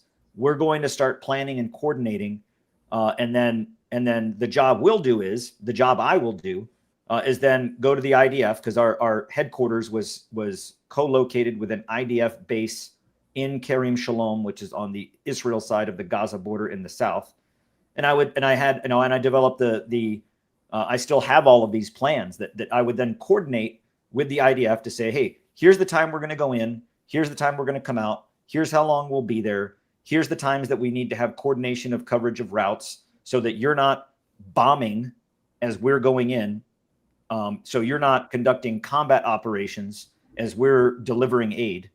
The most dangerous part of being in Gaza was not Hamas. It was the IDF. Wow. And when I went to go coordinate with them, I was constantly pushed back with, no, we're going to do this time. No, we're going to do that time. And I was like, okay, well, why are you forcing us to deliver aid at 2 or 3 in the morning when it's still dark, where thousands of Palestinians then have to navigate through this terrain, through rubble and landmines and barbed wire and combat positions in the dark. And then I realized that was by intent. And at one point, what really came, two things that really came to clear and present danger in my mind.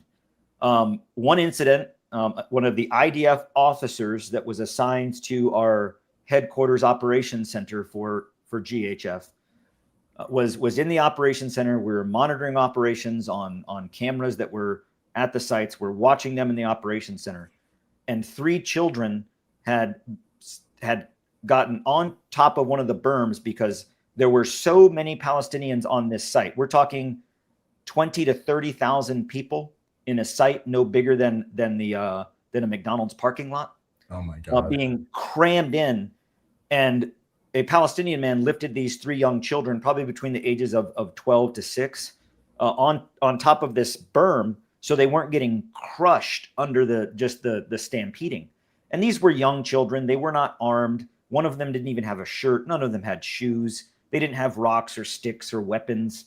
They were scared little children that had nothing, and they were simply seeking food. And the IDF lieutenant colonel that was in the operations center with us said, he said, get them down. That's a security threat. And I said, hey, they're children. Like, I understand we don't want people up on the berms, but we're monitoring it. We got it. The guys on the ground see it. They're addressing it. And he said, no, get them down now. And if you don't get them down, then I'm going to take care of it. And he had ordered the snipers at the IDF position that was located near every distribution site had located with it an IDF combat outpost, infantry, tanks, artillery, etc. So he had alerted the snipers at the IDF base to shoot them off of the berm. And he and I got into this verbal disagreement, and I was like, no, we're not doing that. But then I was kind of lower on the totem pole in terms of the leadership. I was not a boss in UG Solutions or an owner or a manager. So I was kind of lower on the totem pole. I was just a worker. But in that moment, as we're in this operation center, and I look around to the other, to the guy in charge, the American in charge, to the other Americans that were there, I'm like, really? You're just going to stand there? We're doing nothing? I was like, we cannot shoot unarmed civilians intentionally, Right. especially children. We cannot be a part of this. And then as we're having this altercation, the children had jumped off the berm, went back into the crowd on the outside of the site, and they had left. So we didn't have to see the fruition of what would have been decided. But the operations manager, the guy above me, so to speak, the American contractor above me, takes me outside of the operations center and he says, hey, never disagree, never say no to the client. And I was like, what do you mean the client? What do you mean don't say no to the I was like, I thought the client were people that we're feeding. And he's like, no. He's like, I don't know if they haven't explained it to you, but I'm telling you, we are here on a contract. That contract is between us and the IDF. We work for the IDF. And I looked at him in the eyes and I said, okay. I was like, so we are here conducting humanitarian aid, and part of our funding comes from the U.S. State Department. So this isn't just clean your hands of it, that we're just private contractors. We're here through government money, and you're telling me that our contract dictates that we specifically work for the IDF. And he said, yeah, we work for the IDF. They're in charge. Never say no to the client. And I said, so if the client wants to shoot children, or if the client wants to shut down aid and say no aid delivery for 3 to 4 days, we're just going to do that? And he said, yeah, they're in charge.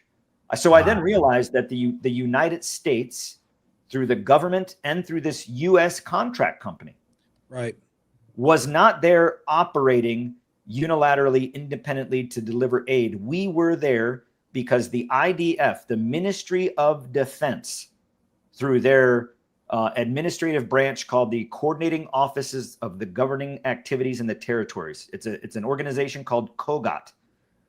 They hired the GHF to do this under their control. So what I then saw was, okay, only 4 sites instead of 400, 12 trucks a day instead of 600, no water, Right. distribution sites that were built in between landmines and combat outposts and razor wire and rubble.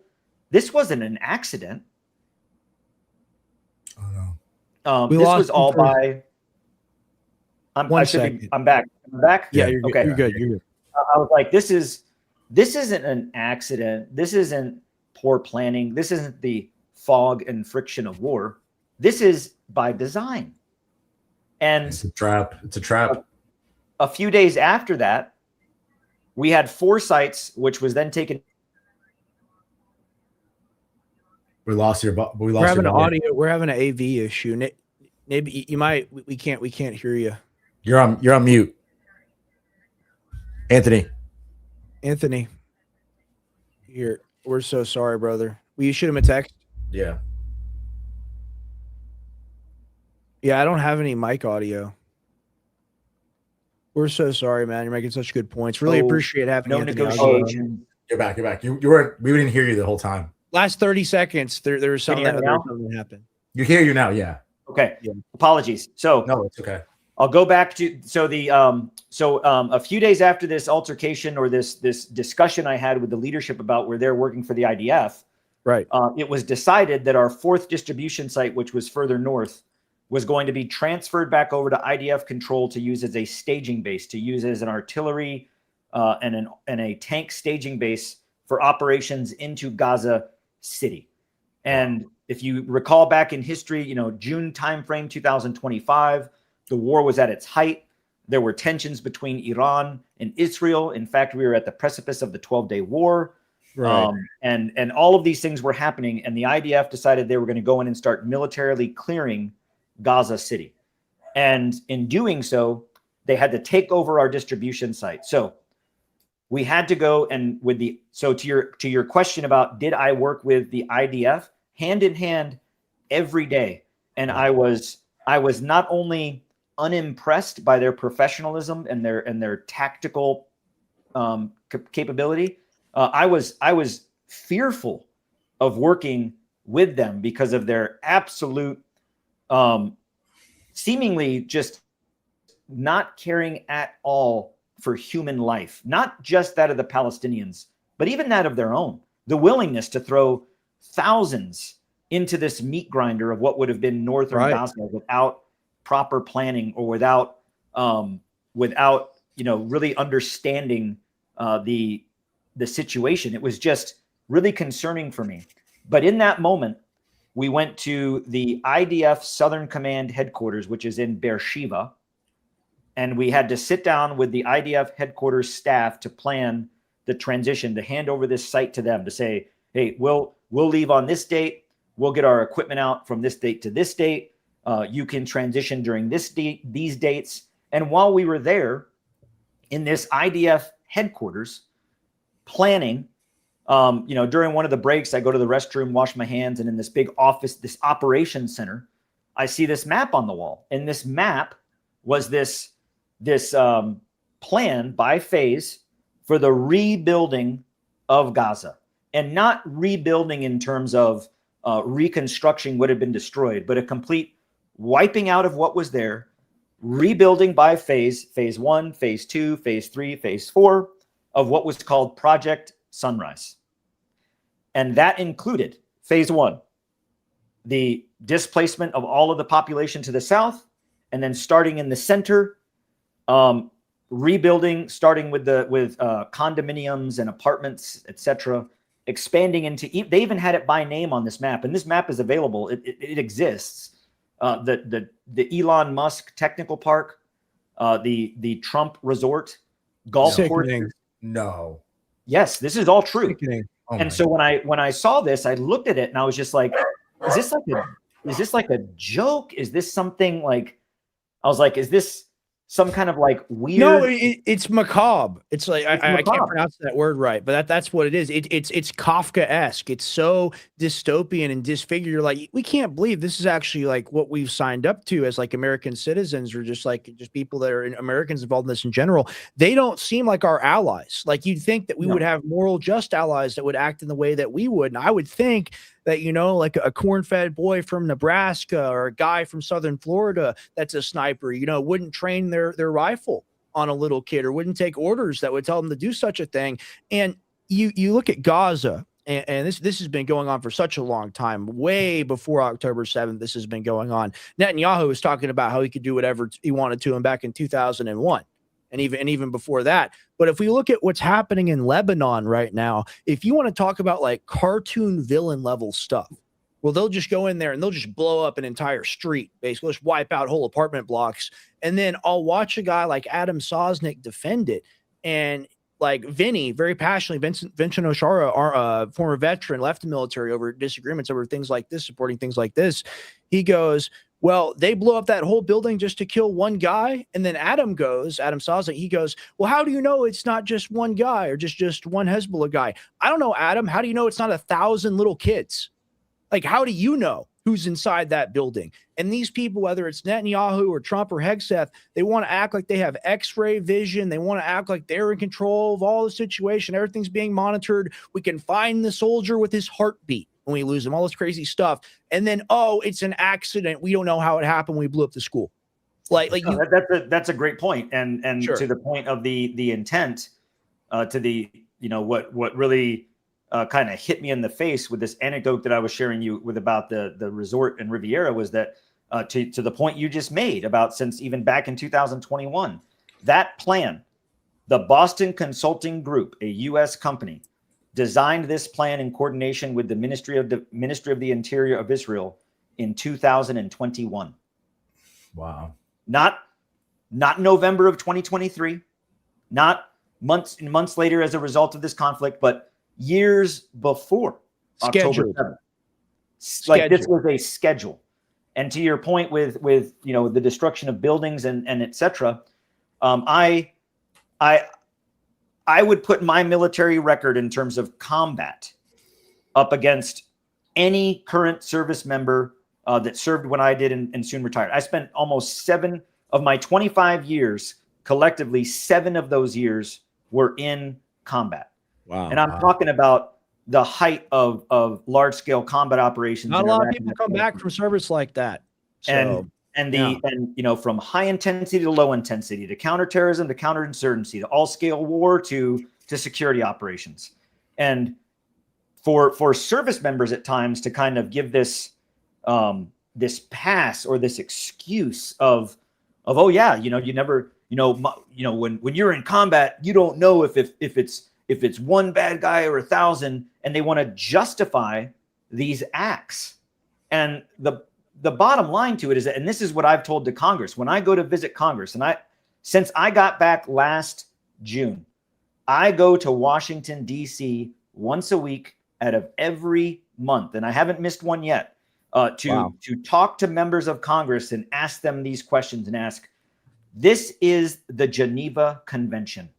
Yes. These are the protocols of international humanitarian law. I didn't make them up. I didn't sign them. You didn't make them up. You didn't sign them. But they are laws that the United States is signatory to. And then furthermore, under United States Code Section 18, there's a whole list of these things that are also violations of U.S. law. So we either as a country, as a nation, are going to say, we don't abide by the laws and treaties that we are signatory to. And mind you, Israel is also signatory to the Geneva Convention, 1952. They signed on to it. Wow. So as a nation, we as a people, or we as a military, or we as a government are saying, we no longer abide by the principles of the treaties and the humanitarian law and the protocols that we are signatory to. We don't anymore. We abandon it. Can I interject? Can I interject just really quick? I make this point all the time. Who set the international law system up? Because all the time I hear from people, well, we don't need to abide by it because it doesn't matter anymore. Who's going to enforce it? And it's like, well, we were supposed to be the good guys in a long time in a galaxy far, far away. And we've lost that. We've forgotten that. And actually what we see now with Gaza, with Ukraine, with a number of these global conflicts, this is how you're going to get a new international framework where we're at the little kids table because we're the problem. That's my point. Go ahead. Well, and the point that I'll make to that, your point is spot on. Yes, that to where, thought we were the good guys. And when you look at the protocols, the Geneva Convention, 1948, a lot of these things, and when, to remind Israel is that also, hey, a lot of the things that came out of the 1948 convention from Geneva Conventions that were adapted into 1948, signed in 1952, came about because of World War II and the Holocaust. Yeah. So when you look at those protocols, my position that I've said this to senators and representatives and members of other members of the administration is that if it is that we have to recognize that the world is changing in terms of world power. The United States, though I do believe and I do hope that we will always maintain a position of influence in this world, the world is changing from a post-World War II multipolarity, Cold War hegemony to a multipolar world, economically, militarily. To say that the United States is the preeminent dominant military anymore against China, Russia, or even against some of the threats that we're seeing arise, that's simply not true. So to think that the United States will no longer be a hegemon and that we will no longer have supremacy in our ability to invoke our will or might, we want protocols and international law and humanity to remain intact, because there will be a day that we are on the receiving end of that. And I always say that. It's my question is this, like, because I know I watch you guys all the time. You and Josephine are always there, always going and fighting, and you guys have been arrested and stuff. And is there anybody in Congress, in the Senate, that's giving you any traction at all? That's helping you in any way, or is it just everybody just basically laughing at you guys? Well, very few laugh. Most, the way I see it is that, like, for example, Marjorie Taylor Greene. She started speaking out, and then she stepped away. She resigned. You got a Massey, who I think is strong, but doesn't have a lot of support. So he's kind of seen as a rebel out there on his own. Mm-hmm. But when I look at the Congress in general, the 119th Congress of the United States, which is the Congress that's in session until the midterms, both in the Senate and in the House. You have a range of representatives of our country that we put into Congress. And for some, the reaction is, oh, this is horrible, but there's nothing we can do about it. Mm, and then the other range to that is, oh yeah, what we're doing is good. And I'll give you an example. There's the Randy Fines. Yeah. All the way over to like the Bernie Sanders. You got a Bernie Sanders who's very outspoken, but and I've talked to him in person. Well, there's not much we can do. And then you have the far end of it, like a Randy Fine, who I've talked to in person, and he's like, "Yeah, we're gonna keep doing it until every Palestinian is gone." Wow. I got a metaphor for that: drivers and passengers. That's what that sounds like to me. That's what our government sounds like to me. It sounds like we're going off a cliff, and we got a driver and a passenger, and we're sitting in the back seat. And the passenger's like, "Hey, man, maybe we shouldn't do this all the way. Maybe we shouldn't be going off the cliff so fast." The driver's like, "Shut up, I'm in charge." And that, like, we don't have a voice. We don't have a choice. A big thing that we advocate for is like age limits and term limits. We think these things are super important. Age limits specifically, because a lot of this, and I have a boomer audience. I have older people in my audience. I love you. I respect you. We all love you and respect you. But there are political opinions that were formed in people's brains in Sunday school in like 1963 that you cannot defeat. You can't argue. You can't argue with it. And when those people have a 50-year career in government, where like a Lindsey Graham, for example, he promised to abide by term limits when he was running as part of his campaign pitch in 1992. Yes. 1992. Can you believe what do you think? Is it really just a clown college at Washington? Do you think that's what it is? It's become a cottage industry. It's become a cottage industry of corruption and special interests, and the rich becoming richer. Going to Congress is a place to get rich. And right, to your point, I do believe that we must have term limits and age limits. Not only because let's just think about the sense of the fact of the human being. Cognitive decline, regardless if it's dementia, whatever the case, but just simply cognitive decline. We need members of Congress that from 9 a.m. in the morning till however late at night are able to grind and maintain information in their head and know what they're talking about. But the other part of it, which is also interesting to me and sometimes scary, that frustrates me to no end, is that you'll have a 75-year-old senator and his staff are 19 and 20, right out of college. So you've got the blind leading the blind. Oh, yeah. no. And I went there and I talked, I went to go talk to my congressman in my district about certain things about the funding to Israel, but also the massive amounts of data centers that are being built in our county and things like that. And I went to go talk to him about it. And you first have to, when you go there, you kind of have to navigate through their staff because they vet people, they filter out, but we went there and I talked to his legislative affairs staff member, his LA. And typically I would anticipate that when you see a legislative affairs staffer, like maybe that sub-staff is like some younger folks, some interns. And of course you want to educate and grow. But this guy was 21, straight, like just graduated college this past summer, like in the summer that I was there, like just out of college. And I looked at him, I'm like, do your parents know you're here? Like I was like, because I was asking about like House Resolution 3565 with blocking the, like House resolutions that are important. And he was like, oh, I'm not familiar with that. And I'm like, what? That's on your docket. Yeah.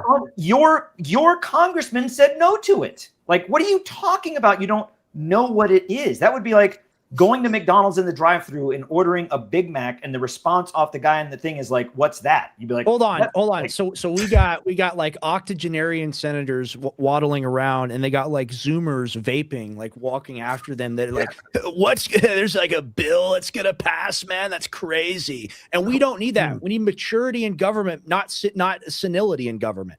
In our opinion. You've got senility led by just complete lack of experience. And you go to Congress sometime and go to the halls of the Senate buildings or the House or the Senate, and go you go to the cafeteria, you'll see these staffers sitting around on their smartphones. Did you hear about how so and so wants to vote on that? Like, they're so cringe, and it's like, oh my god, these are Zoomers and boomers. People that are making our laws. Yes, and you are running, so I wanted to feature this a little bit, and we got the track APAC graphics up here. So you're running for seat 13. Will you maybe explain that a little bit? So I'm running for U.S. Congress for Congressional District 13, which is not only the district that I represent, but the district that I live in, that I've raised my family in, because I was stationed in special operations. So I was stationed at Fort Bragg, which is right at the edge of the district here for the last darn near 20 years now. So I've been a resident of this district for a long time. And, when I retired from the military after 25 years of service, 100% totally and permanently disabled because of my wounds in combat and my broken bones and gunshot wounds, etc. I retired. And I took on a job. I didn't want to go rush back to work, but I took a part-time job at Lowe's in the garden center just to keep me active. I have retirement. I have my VA. My wife served 20 years. She has her retirement and her VA. So we have space to kind of think about what we want to do in the future. So I was by no means thinking about politics, but then I went to Washington, D.C. continuously. But in my visit to Washington, D.C. in December, I had the opportunity to specifically speak to my district representative, the incumbent, Brad Knott. And when I spoke to his office and spoke to him, they had the map of the district. And again, if you would have asked me before last June, who's my congressional representative, I wouldn't have known. And you ask a lot of people like, hey, who's your congressman? I don't know. I think somebody, and that's like, no, that's your senator. Who's your representative? And we just don't, to be the bottom line is most Americans just don't care. Not that they don't care about the process overall. They just don't know. So I was one of those, just didn't know. And so I go there, I'm like, oh, this is my representative. And I saw the district and everything. And I'm like, and I was talking to his staff and I was like, oh, hey, I live here. I thought, because Brad Knott, who represents my district, I was like, I thought he lived here because I saw some interview they did with him and he lives over here. That's not in the district. And they're like, yeah, he doesn't live in the district. I'm like, wow. What? I was like, what do you mean he doesn't live in the district? Is that even legal? And they're like, well, as long as he has a registered address in the district, he doesn't have to live there. What? And I was like, okay. So then I looked into it further, and the address that he has registered in the district is his father's law practice address. Wow. You got to be kidding me. Not joking. You can look at it. He got in trouble in the first. So he's a freshman congressman. Last election, 24 cycle, he got in some trouble and kind of had to, explain his way out of, he was using a fraudulent address. They gerrymandered the district. And then he was able to kind of confiscate it in that. But the bottom line is the incumbent, Brad Knott, who represents a district of 780,000 North Carolinians with an average income of about $82,000 a year, is a multimillionaire who quite literally lives in a $2 million mansion, not even in our district, who also represents a large population of veterans and active duty military because we incorporate Fort Bragg and Camp McCall, which is the special operations training area out in Southern Pines. And he's never served. So the way I see it is that from my perspective is like, one, I live in the district. Two, I served in the military. Three, I refuse to take money from any, not just AIPAC. I refuse to take money from any political action committee, any lobbyist, any foreign interest, any special interest groups, any mega donors. Even if someone went and set up the Anthony Aguilar is awesome political action committee, I would not take money from it. I take money from no one other than grassroots individual donors to basically just fund the requirements of the campaign, FEC filing, all those things you have to do. I don't want to go to Congress and be owned by anybody. Can I say something real fast? Sure. Hey guys, in the chat right now, even if it's $5, go donate to this guy. This is a badass man right here. We're gonna help you plug here a little bit because here's the thing, guys. We sell beef tallow, we sell supplements. Anthony Aguilar needs to win this race. This is a Green Beret. Literally, it's Fort Bragg's district. And you got a guy that's not, I don't think he's military. I don't think he even lives there. He's using a fraudulent address. I mean, here's the thing, guys. Give him $1. Give him 2, give him 3, give him 5, give him 10 if you can, whatever you could. We got to get people that don't deserve to be in our government out of our government. And on the merits of your service, Anthony, I don't think anyone can say that you don't deserve to be in our government and that you don't understand the costs that are at stake here. Because to people that are empty suits, and a lot of what's in DC, a lot of the swamp creature, what it really is the lawyer, right? That's the archetype. It's a wheeling dealing guy. It's a guy that can use his words, a word cell, can explain away things. When in reality, you're a soldier. You've been on the ground. You've seen it. You know what it is. So for you, having the skin in the game of knowing what your decisions are actually going to profit the country, someone like you needs to be in there, not somebody that's not accountable to any of it, that just wants to grift off Polymarket. And you were talking about this a little bit earlier about them making money and all of them making money. This is such a huge problem. I see these prediction markets, and I will close on this subject, I think. I see these prediction markets. I see the gambling. I see what I consider to be insider trading. You see all of it. This is not a government buying for the people. This is not a representative government. You know, like you don't have tens or hundreds of thousands or millions of dollars to invest or bet in the stock market or prediction markets and gambling. You're just somebody at home. You might be somebody on the street who's having to deal with the washout of these policies. So I'm not in your district, obviously, but I will be donating to you, and I really appreciate your service, man, and the truth you're speaking to power here. Because this is a grassroots movement, and I'm taking my number one principle in going to Congress is that I want to go to Congress and be owned by no one. Mm-hmm. I want to know that when I walk into my office on the first day, that if that phone rings, it's not from my handler or from a mega donor that's there then to follow up on their making their calls for the favors they now need. I want to serve the American people. I want to serve my district. And what I mean by that is that even furthermore, in the military, I started out, I graduated from West Point. I served as an infantry officer at the height of both wars in Afghanistan and Iraq, and then went to special forces and served the other 18 and a half years of my 25 years as a Green Beret. And one of the principles of leadership is that the leader always puts themselves last. And in Congress, you are a leader. The people that you live with in your community, or the community you should live in the community, have selected you to speak on their behalf and lead them in the nation's capital. And in doing so, you should always put their needs before yours. And when I see congressmen or senators or representatives who have stock market or futures or portfolios in military industrial complex, and our nation fights endless war, I can't help but ask myself, is it because they're getting rich? Because when you look at, and just look at most recently, Senator from Oklahoma, Mark Wayne Mullen, who is now our department. We could get into it. We could get into it. These people, I mean, they just swap them in and out. I mean, think about this. Rand Paul gets brutally attacked, has his ribs broken, has like a flayed chest. And anyone knows anything about that knows how painful it's like. The worst thing you can go through. And there's basically nothing they can do for you.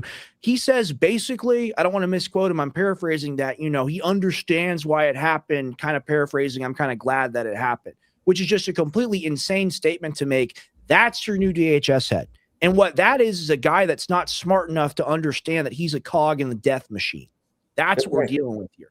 It's ignorance. And my dad, we were watching these old documentaries that my dad did in the early 2000s, like Terror Storm Police State. And he said the greatest weapon is ignorance, because there's not enough truly evil people to do what they need them to do. But if they can manipulate you and get you to be ignorant and get you not to pay attention to the lie, then they can carry the lie out. And I think with someone like you, Anthony, it's quite impossible to carry the lie out, because sci-fi term, you're like a literal space marine. Like, you've been over there, you've seen the monster, you know what it is. And, a lot of the time it's us. And I think we have to start being honest about that as a country. So, well, the reason I think that we should be honest about it as a country is because I think that honesty and honesty and representation of our people is patriotism, not lying, but honesty. And, that's what being an American is. And that to look at something and say, hey, that's not right, we should fix that. That's what patriotism is. And that, I think that right now what I see in some, and both military and veterans and also as others, is that there's this idea that obedience to those in power equals belonging. That obedience to that power means, we're all one part, we're all one country. And from my visits to the Congress, what I would tell the average American is that we don't belong, and we don't belong in our Congress by the representation of the people that are there, because they're not representing us. They're not like us, and we need to put people like us into those positions. And I hesitate to say in positions of power, because the people should have the power. Like, if I'm in Washington, D.C. representing North Carolina District 13, I'm not the one in power. The constituency is in power. I'm there as the guy speaking on their behalf. I'm the guy, stepping into the door to take the slings and arrows on behalf of the people that I represent. I'm not the one in power. They are. Yes. And that's the thing. I'm not singling her out. A lot of times people on like the right or left or whatever, and I'm post duopoly, by the way. I don't subscribe to any of it. I'm not a donkey. I'm not an elephant. I'm a human being. Yeah. But Jasmine Crockett, she goes out there and makes a statement of, oh, I'm one of the 535 most powerful people on earth. Like, just goes out there and just brags about being like a house rep and says that she's more powerful than you. Like, oh, people criticize me. Well, I'm in charge. And it's like, no, actually, you're a civil servant. You're a public servant. Your job is to aid the citizenry and to do what they elected you to do. It's not to lord over and have some damn power trip. And it's in stage France. It's in stage Roman Empire. It's the preening of the state and the preening of the people to be like, I'm a part of the good side. I'm a part of the power structure, and this power structure is going to exist forever. So I can just do whatever I want. When very clearly we look at the cost, Anthony, we look at $40 trillion in debt, and 10 trillion of that coming from Iraq, Afghanistan, Ukraine, and Israel. And when you look at it, it's not some like amorphous thing that you can't quantify. We can literally show the essence of what we lost. That money could be spent on our personal development, collaboration with other nations, other countries. But instead of doing that, we had to spend it on weapons, on missiles, on war. And I was giving the example earlier before you joined us, is I knew a Javelin missile operator, a good friend of mine, used to work at the office as our security. And he said, look, there are these guys and they're driving down there, and we were about to get geared up and go down there and take care of the problem. And they said, no, you're going to shoot a missile at them. They said, why would we shoot a missile at them? We should go down there and kill them. It's a few cents. It is what it is. Take care of the problem. Efficiency is not the goal.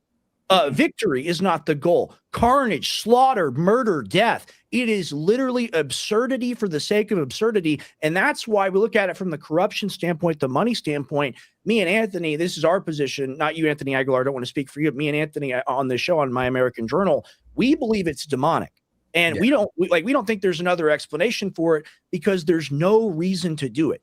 Even if you had these megalomaniacal goals, you wouldn't do it this way. So I think there's something greater that we can't really explain. I believe that it's demonic as well. I believe that there is something else underneath the surface that's going on, because to your point, even if it were some sort of megalomaniacal goal, it's this that still wouldn't be this. And when you look at the what's behind it, it really does make me question the whys and the whats, but also to your point with the military industrial complex is a racket. And when you consider the continuous drawing into war, to your point, right now, just in the 66 days come next morning that we've been involved in Operation Epic Fury, now Operation Project Freedom, now Operation We Don't Know What We're Doing.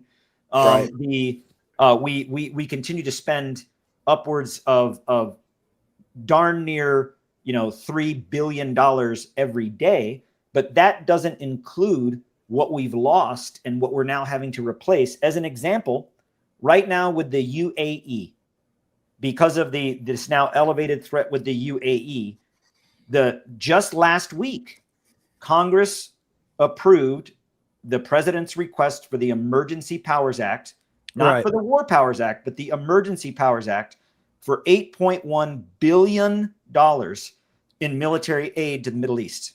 Wow. Part of that went to the UAE.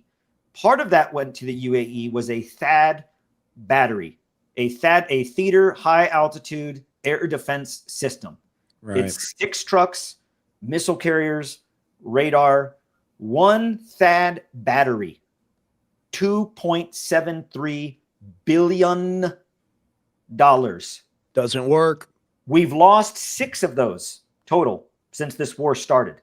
So when Raytheon and General Dynamics get the order for a new one to make it, and they have to make it faster because of the production demand, and they get to charge $3 billion per system. Do you think they're complaining? No. They want that. Yeah, no, exactly. We covered, and it was earlier stuff. I think it was Afghanistan stuff. We covered me and Tim Tompkins, my gray area co-host. We do the evening show, 7 to 10 p.m. on Thursday and Sunday. We covered how the cost of like a over the shoulder missile went up like 15 times in like 5 years because they can just do it. And that's the same system because like you're obviously running for government running for Congress as well. That's the same system that's applied to our healthcare where there's no guide or logic or rhyme or reason to how much anything costs. It's all like, oh, like I'm the insurance adjuster. I'm the doctor and I get to decide what surgery, drug, treatment costs. And that's the same with our military. We pay the absolute most out of anywhere in the world to get ultimately the most mediocre product on the face of the planet. Driven up products, you know, to your point, it's not just the military, the M industrial complex. It's the healthcare industrial complex. It's the food industrial complex. You know, if you're below average income American, you can't afford to eat healthy. It's the big ag industrial complex. It's the data industrial complex. And when you look at these, I'm in I'm enrolled in Veterans Administration for my healthcare for the rest of my life because of my injuries and my total and permanent disability rating. So through the VA, which is the government, I went because I had to have some inserts made for my shoes because I had both of my feet shattered. So now my shoes, I have to have a special insert for my feet. And they gave me a prescription for a referral to go to this special orthotics place to make these special inserts. And when I went there and I saw it and I went to the guy and they had me stand in a little box to make them, I said, this looks like the same thing that I can just get off of Amazon for like 1/8 of the price. And the guy said, actually, it's exactly what that is. After you do these, we take them and we just order them from Amazon. And I'm like, then what am I doing? How much is this costing the VA? And when I got my VA letter that said, hey, here's your benefits you used, how much it cost, it was like $3,400 for this referral for these shoe inserts. And I'm like, you gotta be I can literally get the not close to the exact same thing where Amazon will even deliver you the box. You step in them, you close it, you seal it up, you send it back. And within 2 days, you get the ones delivered to you for 1/8 of the price. It's a racket. It is. No, absolutely. Wow. I mean, I went to like an urgent care like a year and a half ago for a friend's birthday because I ate some like really bad pizza, got real bad food poisoning. I just wanted to give me some ondansetron, leave me alone. I just wanted my stomach to work. You know how much that cost me? $950. Yeah. It is a racket, and it's in all sectors of our economy, everywhere we spend money, because you know they talk about this all the time. This is the ultimate crab in the bucket coat because I know you're running Green Party, right? And I'm post-duopoly. I don't subscribe to Democrat or Republican. The people that are more traditionally right-leaning, what they will say is, well, I don't want to pay for his. You know, he's got to earn it because I had to earn it the same way. We're all being stolen from. We're all being raped. We're all having our pockets picked. And your neighbor is not your enemy. Your neighbor is not the one depriving you of the things that you should have. It's this system. We live in a mixed economy. Like this is not not free market capitalism. This is ultimate monopoly, oligarchy, whatever you want to call it. And I don't know. It's refreshing to talk to people like you. We had Brian on as well. Phenomenal guy. Great guy, Brian McGinnis. And we look forward to doing it again. Thank you so much. Anything in closing? Anything? For me, anything. I just wanted to say thank you both for the opportunity to come on and discuss. It's a great discussion. It's great speaking with like-minded, common sense, rational Americans. That in my position on it is that I want the best for our country. And the point you just made, I think, is so important to remember is that your neighbor is not your enemy. Your neighbor is not the other guy. Right. To think about what we just shared with all these exorbitant costs, in the healthcare system, do you think that profit is going back to paying our nurses or our healthcare workers? No, not at all. No, they're struggling as well. And we also want to get you on bigger shows and stuff, platform you, get your message out there. We'll be reaching out to people. That would be the big, the donations and things like that help. And again, in my campaign, I would say that it's not as much money as needed because I'm not paying myself through my campaign. I don't have a large staff. When I see people that have like $8 million campaign, I'm like, for what? I mean, why? But for me, what I really need is the exposure. I'm gonna talk to the Alex Jones Show producer. I'm gonna talk to my dad as well. If you wouldn't mind, I think he'd really enjoy having you on. I think you've got got a story that needs to be told here. So really appreciate your time, Anthony Aguilar. Thank you so much. Thank you all, and be in touch and have a great day. It's a pleasure meeting you both. Indeed. God bless you, sir. Thank you so much. God bless you. Thank you. Thank you, sir. Wow, we get the best guests on the show. And I say that every time to wrap up the interview because it's always true. What did you think of that, Anthony? Heartbreaking. Just to start, heartbreaking. Just to start, this guy is literally like the epitome of a G. Like 25 years. No, he's a freaking space marine, broken, dude. Like legit, like as real as it gets. And for him to come out and say that the IDF are like the sickest people that he's ever seen on a battlefield is, that should be something that shakes every single person awake. And the fact that he's going to Congress every other month to go, or week, he said week. Yeah, every week. And trying to fight for the people, and the people and the people in Congress are not trying to fight for you. These should be revelations that shake people awake. And you definitely need to reach out to people to get him up with your dad. That would be we need to get him on as many shows as possible. And here's the thing is, like, people like Anthony, I truly believe that if you have a grassroots campaign that's like a fishback equivalent, you're just able to talk to as many people as you can. You go, hey, this guy's a Green Beret. This guy's seen this stuff. And you know the economy, you know how it's hard to pay for stuff right now. He knows why that is. Yeah. And this is why if they listen to him talk, even for just 30 minutes, they'll understand. The problem is overcoming that ignorance gap where the vast majority of the voter is just like, well, I'm a Republican. I'm going to vote Republican. Well, I'm a Democrat. I'm going to vote Democrat. When in reality, what we really need to prioritize, and this is what I want you to do. I know people that watch this show are very intensely political, as am I, and as are all of us as well. We got to wake up the people that don't follow this at all, because that's the silent majority. Yes. They're watching sports. They're watching reality TV. They're watching God knows what music reviews. I don't know what normal people do.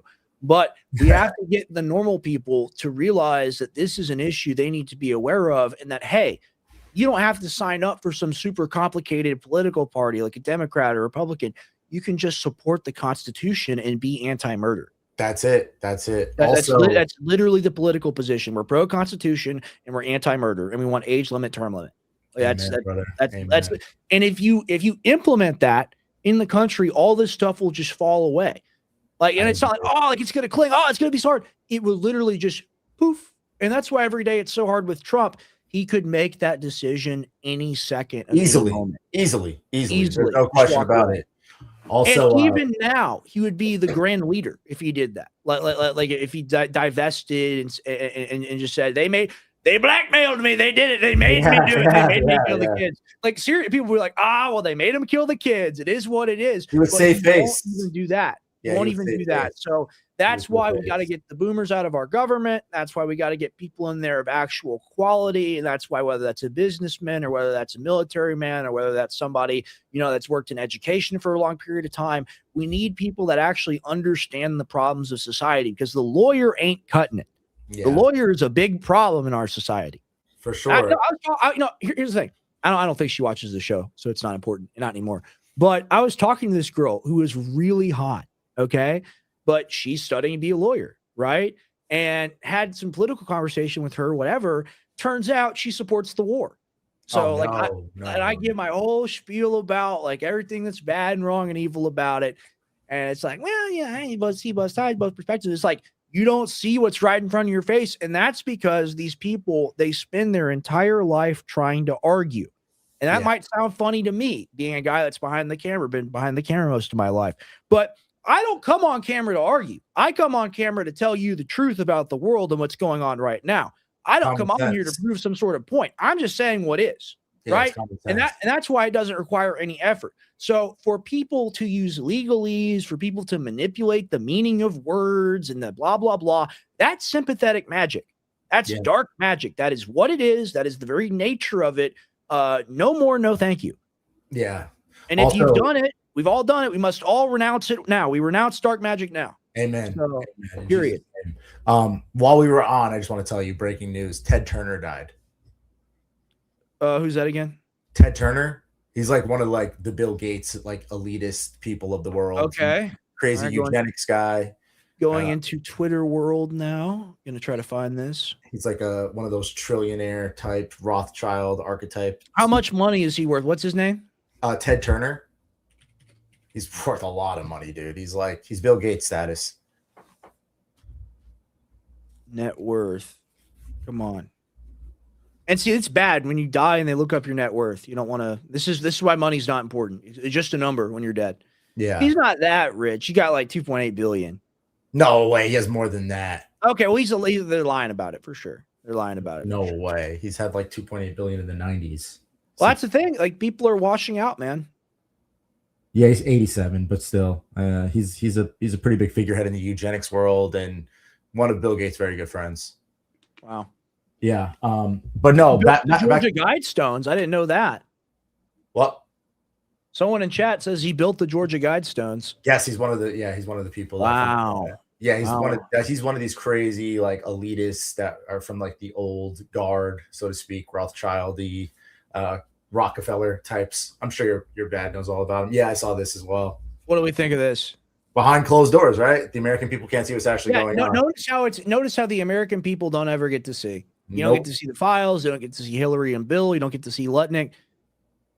I mean, come on, man. He looks like a rat that got the cheese.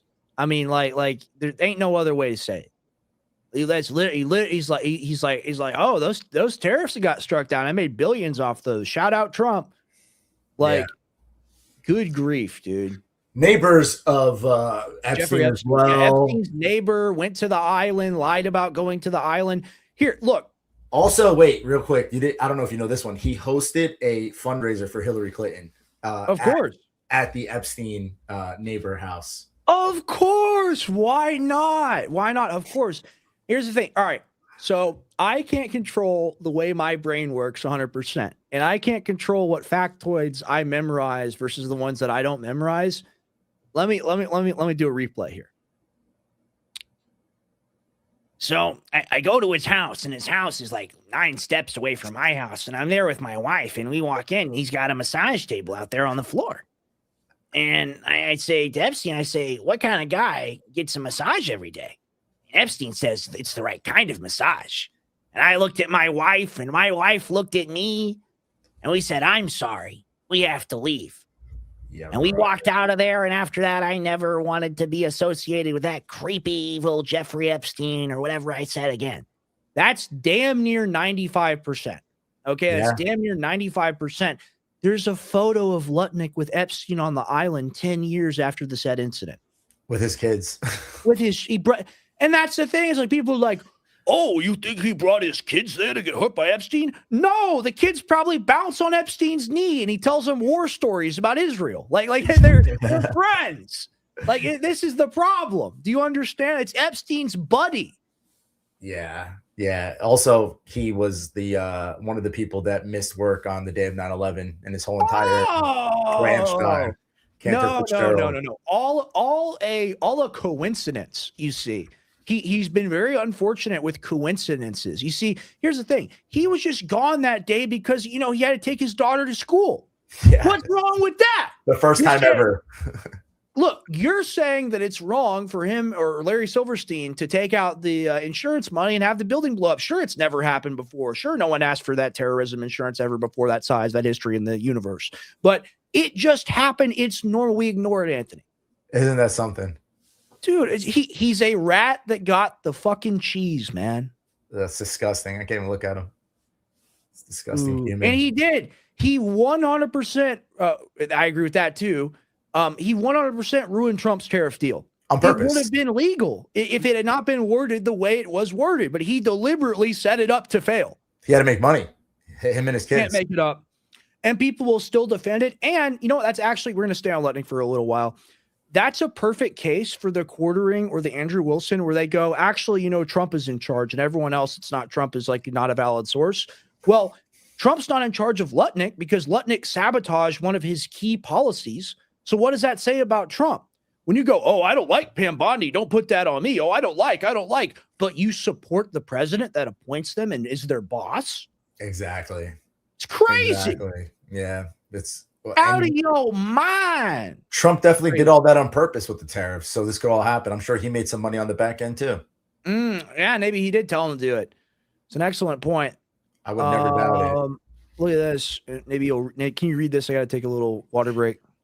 Hold on. I gotta get a little bit closer. Sorry if it's too small. Yeah, hold on.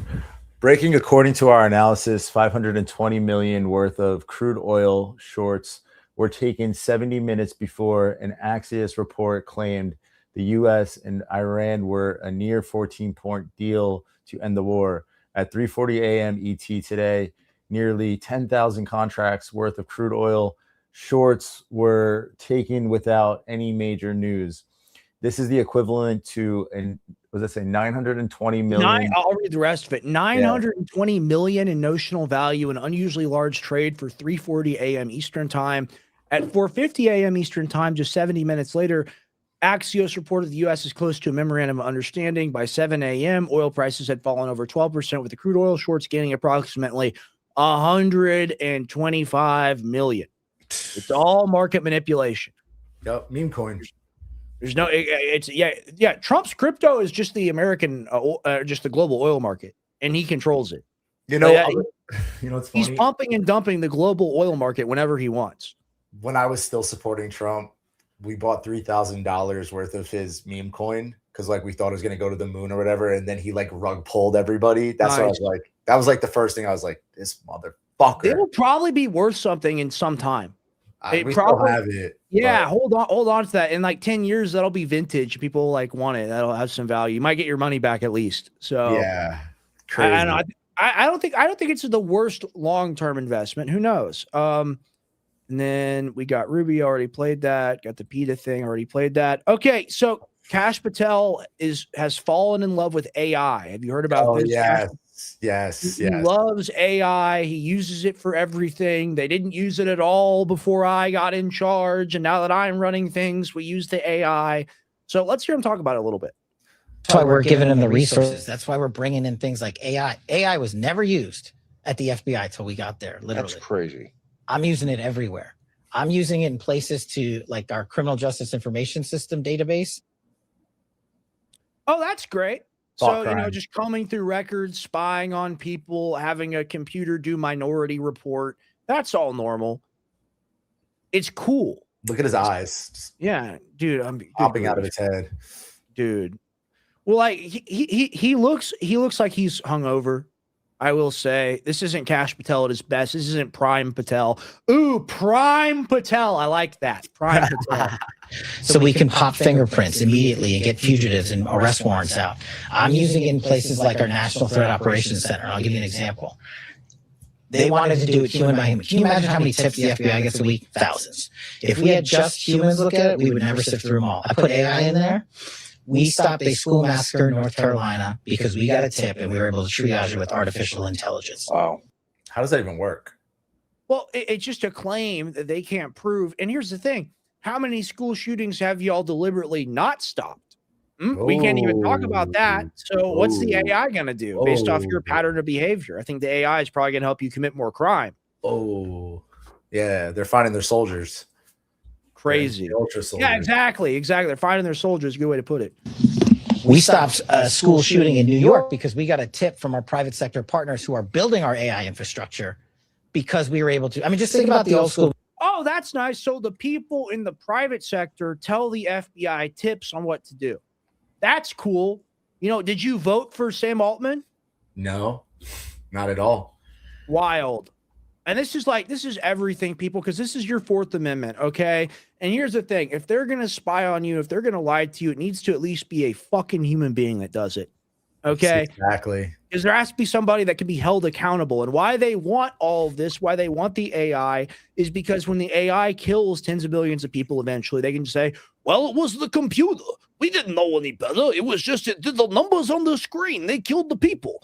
And that's the cop-out. That's the excuse. That's why they want it, because right now, we could point to Trump. We could point to Netanyahu. We could say these people committed war crimes. In the future, when the robot launches the missile, when it's the robot president, even if there's a shadow group controlling the robot, they just go, we need a new computer. The computer broke. It killed another billion people. Like that's literally the mindset of what it is.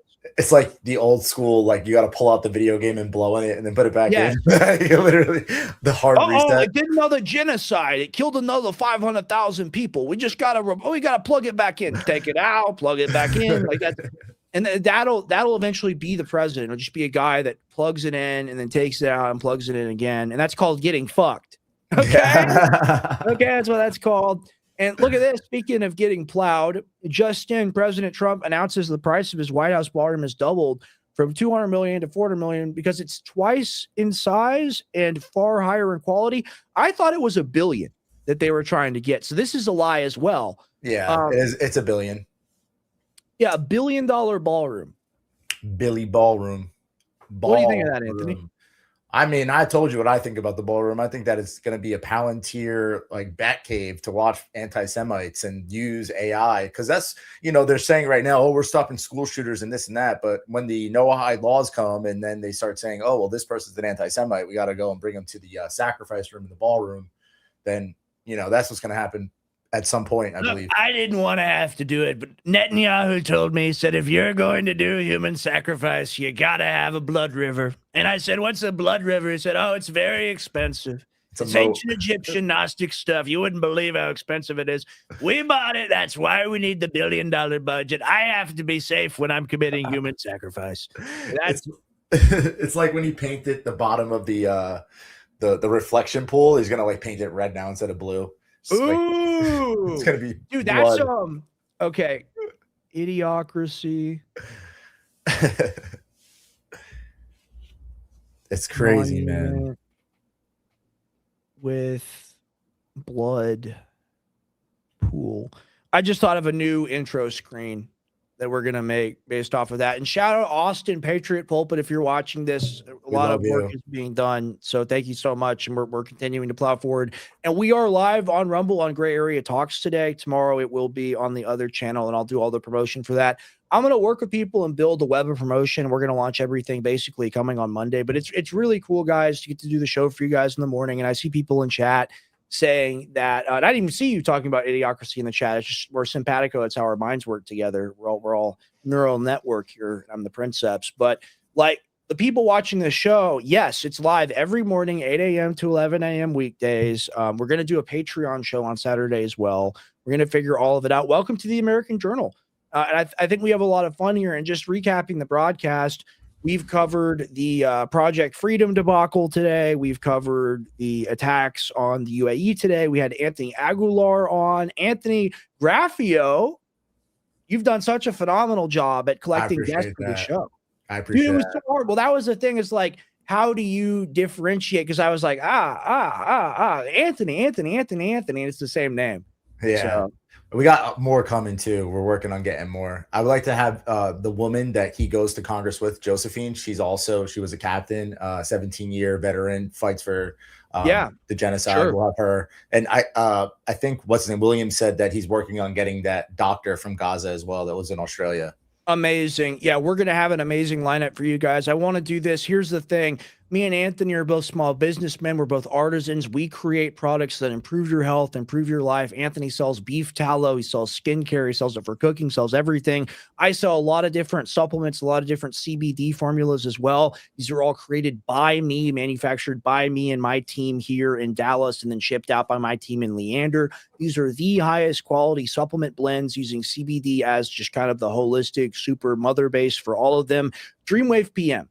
Where else are you going to buy a 1,500 milligram, that's 50 milligrams in a full dropper, 50, not 15, 50 milligrams in a full dropper, 30 full droppers for $37.95, combined with 3 to 6 milligrams of melatonin, half dropper, full dropper, and then 50 to 100 milligrams of German CO2 extracted blue chamomile, which is even more rich in apigenin, the active ingredient in chamomile, than regular chamomile tea is. And the main thing about this, you have to understand about CBD. Oil-based CBD, it's only around 10 to 20% bioavailable unless you keep it under your tongue. You do what's called sublingual administration.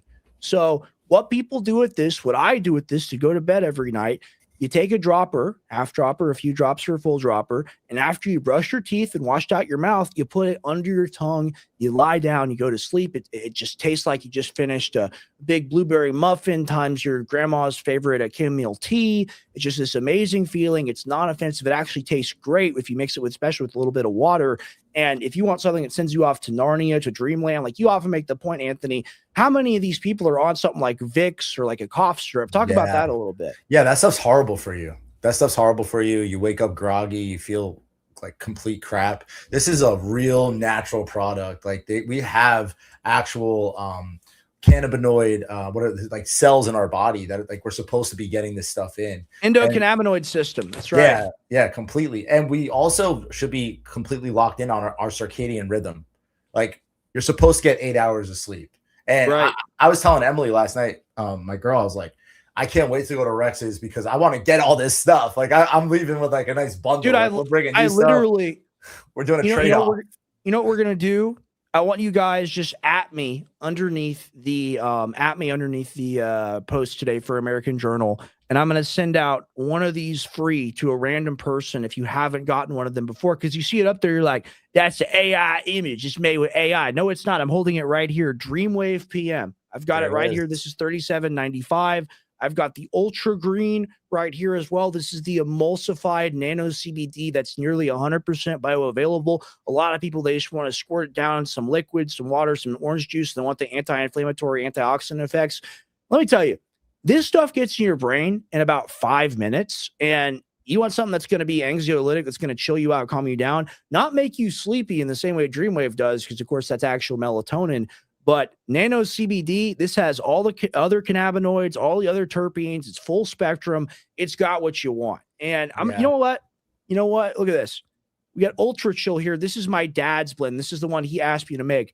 This has 200 milligrams of ashwagandha in a full dropper and a full 1 ml dropper.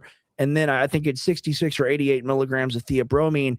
And it's got amazing CO2 extracted ginger extract in it. And it just smelled so incredible. It smelled so incredible when I took it out of the container there. I've just got to do a full dropper right now.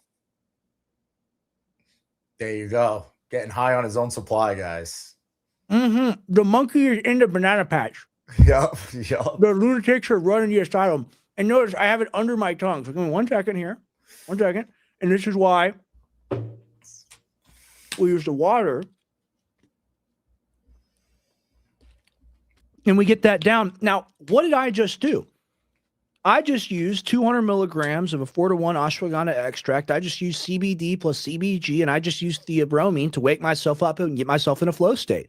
And that's what you can do too with the Ultra Chill AM blend and all the other amazing formulas on jonescbd.com. And why I did that is so you can see I'm not just a talker. I'm not just a yapper. We use all these products ourselves. Yeah, this is the key differentiator. This is not something as to where we read a code for something we don't know. I invested in making thousands of bottles of all these products, having them in inventory so I could get them to you because I know you're better off having them. That's why we do it. You guys should look into doing, because we just started doing this with our dogs. You should make a dog CBD. Yeah, we want to. It's hard, man. And like, we're really set up to do capsules and tinctures. But here's the thing with viewer and listener support. If you guys try these awesome epic formulas, we can get there together. Yeah, for sure. And the bundles, look at that. These bundles are great. Yeah, absolutely. AM, PM, Power Stack. I mean, $99.95. That's $100. You get Ultra Chill. You get Dreamwave. That's a great deal. That's a great deal, especially for something so potent. Yeah. Made the right way. Actually, you know what? I need to fix the discounts because actually don't buy it. Don't buy the bundles. Buy them single because it's single. It's a better deal right now. I got to fix that. We're going to make that a $75 bundle. I'm going to make a note. Hey, here's the thing. Fix bundle prices. This is what I love about all this, Anthony, is they get to see literally our entire process right out here in front of them. Like where is there more corporate honesty than this? And I'm like, I got to fix that. I got to update that. Got to give people the best price. Like that is what we do. And I want to show people. Shout out to Ella. I'm ordering them now. Dude, thank you so much, ma'am. Thank you so much. Really appreciate it. Really appreciate the support. You're not going to be disappointed. And if you are, let me know. I will give you a full refund. But I know in my heart of hearts that what I sell is the absolute best. What we sell, Anthony, what you have on Governal Project, all of it. Like, we're proud to do this. Like, we do this. This is something to do, like in a very respectful way. Like, do this before God. Like, I'm selling you something to put in your body. I'm selling you something to put in your mouth and to eat. I would not sell you a substandard item. This is the best. And I know that's what you do as well, which is why I want to throw it up. I want everyone to see it. Check this out. The Ungovernable Project. Tell them about Suet. Tell them about the bioavailability. Tell them about the products that sit on your skin. Because just in the same way that you were talking about like Vicks and whatnot, and I hadn't even considered that. Like, I sell products like the Dreamwave. I sell products like the Knockout Sleep Support on this website at 50% off, for an example. I was thinking about it just from the perspective of like, hey, everybody takes melatonin anyway. Why not just give them melatonin? I didn't even consider the other half of the equation, which is people take like serious, like hard drug, cough syrup, DXM, horrible stuff, Benadryl to fall asleep. All the time. In much the same way that it would be much better to take one of these products than to do something like that, which is insanely unhealthy for your sleep. People are putting these petroleum-based things on top of their skin or in their food. Like you talk about submarine lubricant, cottonseed oil. Why do people need to choose natural over synthetic? Because the synthetic stuff is what's killing you slowly. And that's their plan. They want to weaken you. They give you a time limit of how long you could be a good worker, you know, and by giving you these products, they're slowly deteriorating you. They're slowly breaking you down. When you're cooking with seed oils, you're actually causing inflammation in your body. You're deteriorating your brain. You're damaging your heart. When you're putting petroleum-based products on your skin, you're blocking your pores. You're causing acne. You're causing skin ailments. So God gave us all, like the cow, went back to that. The cow is the most beautiful creature because he gave us this creature that gives us nutrients, that gives us protection, that gives us so much. And we believe in using the whole cow. You know, we use the suet, and that's the fat that surrounds the kidneys. And it has the most densely nutritional profile for cooking and for skincare. Skincare, we make it with real raw ingredients. So right here I have in my hand the Orange Dream. This is made with real orange peels that we infuse, real Madagascar vanilla beans. We actually open up the pods and infuse it. And this is all it takes. Just a little bit like that. And I wanted to make this point because I was looking it up, right? And I was like, give me 1 second here. 1 sec. I was looking it up and I was like, you know, when I use Wiseman's Gift on my face, and I'm out now, I need more, but when I use Wiseman's Gift, it sits on my skin for a second. And then after a few hours, it's absorbed in. And then I smell like frankincense. I smell like myrrh. And I would think, you know, using a botanical or using an herb that is so powerful that you literally makes your whole body smell like it after you're done using it, after like even half a day still, you'll still smell like frankincense and myrrh. Yes. Like after you explained to me that it was whole ingredient and that it wasn't essential oil. Because when I asked ChatGPT about it, and it says, well, it has a lot of these amazing properties, but the essential oils are too intense. You don't want to use it. I say, oh, no, it's a whole ingredient. And it goes, well, that's the most amazing formula you could ever make. Yeah. Like, yeah. It's a no-brainer. Explain that to people, because that's the thing is like, it's very easy now to buy like a super concentrated version of something. It's a lot harder to infuse the actual full ingredient. Yeah, for sure. I mean, monocropping is one of the things that we don't believe in. Like, how much does it take to actually make that essential oil? You know, if you're talking about roses, how many roses does it take to make an essential oil? It's like, why don't you just use the actual natural, the whole product and infuse it straight into the tallow? Someone said, what is a good one for psoriasis? I have psoriasis on my elbow. I use Wiseman's Gift on it, and it gives me a lot of relief. It clears up the blotches. So Wiseman's Gift is a great one. We actually named the Wiseman's Gift after the gifts that Jesus was given in the manger. So he was given frankincense, myrrh, and gold. And that's what's in this product. You have 24 karat gold flakes, real frankincense and myrrh. And the frankincense that we get actually comes from the sap from the trees in Africa. So like everything that my girl does, she sources. Like we've gone through so many different distributors and whatnot because she's looking for the highest quality product. And like, this is why we are one of the most popular brands out there for tallow, because we have thousands of testimonials of people curing things like acne, psoriasis, eczema, chemical burns, diaper rash, you name it. It also has castor oil in it. So if a guy has a beard, you put some of the castor oil in there, will actually help fill out your beard, make it softer. Women that are for your eyebrows, you put on your eyebrows. My girl puts on her eyebrows, your eyelashes. Castor Dude, I oil is put even it good to all put in your over belly my face, button. man. Yeah, it's amazing I put for it all you. over my face. It's great. It makes me like my blemishes have started to go away. Like I'm scraping the bottom of the barrel. Literally, I need more. We're gonna link. We're gonna figure it out. But I want to let people also know, because someone's talking about cordyceps. We have Oh that yeah. too. These are the highest quality 4-to-1 extracts you're going to find. I'd recommend you buy everything on here except for the ashwagandha, because I have another place I want to point you to for that. But as far as all of these go, what you want to do when you're taking a supplement, you don't want to take a mushroom coffee or a proprietary blend or a greens powder that has a bunch of these name brand formula ingredients on it. Like, oh, it's got lion's mane in it, but how much does it have? Does it have, 600 milligrams, 1.2 grams, or does it have 50 milligrams, right? And a lot of the time, what people will do in the supplement industry is they'll find a branded version of this product that's been studied so they can make claims about it in absence of its milligram count or within some sort of range. And then what they do is they sell that to people at like $12, $13, $14 a unit. It costs us, all costs included, including shipping, costs us around, maybe $10 to $12 to get one of these out to you guys. And in that, there's plenty of margin for us to grow, for us to order more product, for us to pay ourselves. But it's also tons of room for you to save money and get a good deal. So you could ask yourself, well, am I going to get Burger King? Am I going to get 2 burgers DoorDash for me, which is going to be like $35? Or am I going to get Ultimate Cordyceps from shroomforce.com and improve my exercise ability, improve my mitochondrial health, improve nootropic focus, all the things it does? Anthony, you've been taking the Ultimate Cordyceps, right? Oh, I love it. You're taking the whole blend, actually. Take this. Let me go ahead and display this to you guys.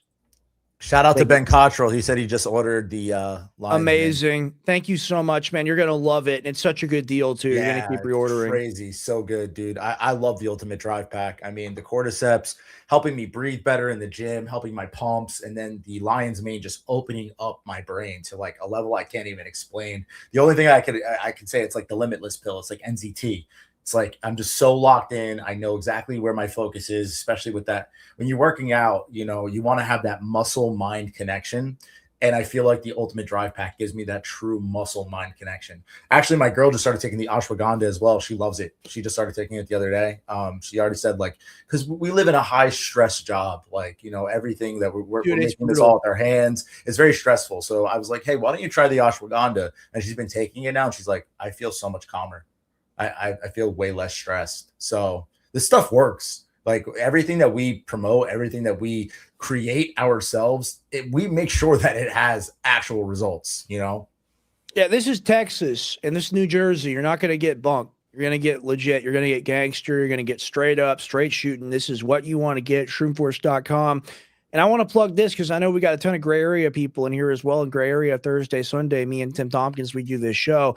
This is why I said get the ashwagandha somewhere else. You can get it in a variety of places. You know what? You choose. You make up your own mind. But as far as a multi-mineral, especially for men, and I'll tell you, you can use code CORE25 to get this for like $20. It really is an unbeatable deal. We're talking about vitamin D3, magnesium, zinc, boron, selenium, copper in the ideal forms, in the ideal ratios. A lot of people, they know how amazing zinc is. They megadose zinc for like the sexual effects, the testosterone effects of it.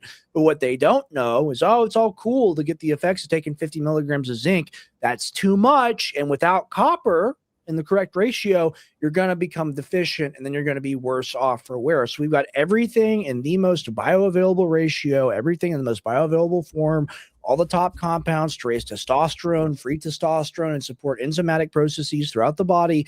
This is a complete version of an incomplete formula that I've put in many different supplements over many different years. Usually I just use zinc, boron, and selenium. But if you want to use magnesium, copper, and vitamin D3, so you have something you can use truly year-round, truly all the time, and know that all your bases as a man are covered, then and as a woman too, everyone needs to take this. Everyone needs these things. It's not gender exclusive. Okay. Doesn't zinc also help with your immune system? Absolutely. So that's, everybody needs that. All these things do. Magnesium as well supports over 300 enzymatic processes throughout the body. You need 400 milligrams of it a day. Get a bunch of it from this and other sources. I mean, these are amazing products. These are products that we make because we're proud to make them and for no other reason than that. I wouldn't be doing any other business. I wouldn't be doing any other job because I know that when I offer people deals on things that are going to make their lives better and I'm able to give them a lower price point, a lower barrier to entry in, I know I'm doing a good job. Amen, so bro. Awesome. And we just want to recap. That is Primal Core with that elemental drive formula. I really recommend checking out. Great price point. Use code CORE25. That's CORE25 to get this for like $20. Incredible deal. That's you got great. TrueForce.com with all those amazing adaptogenic herbs and functional mushrooms that are single ingredient, high milligram count.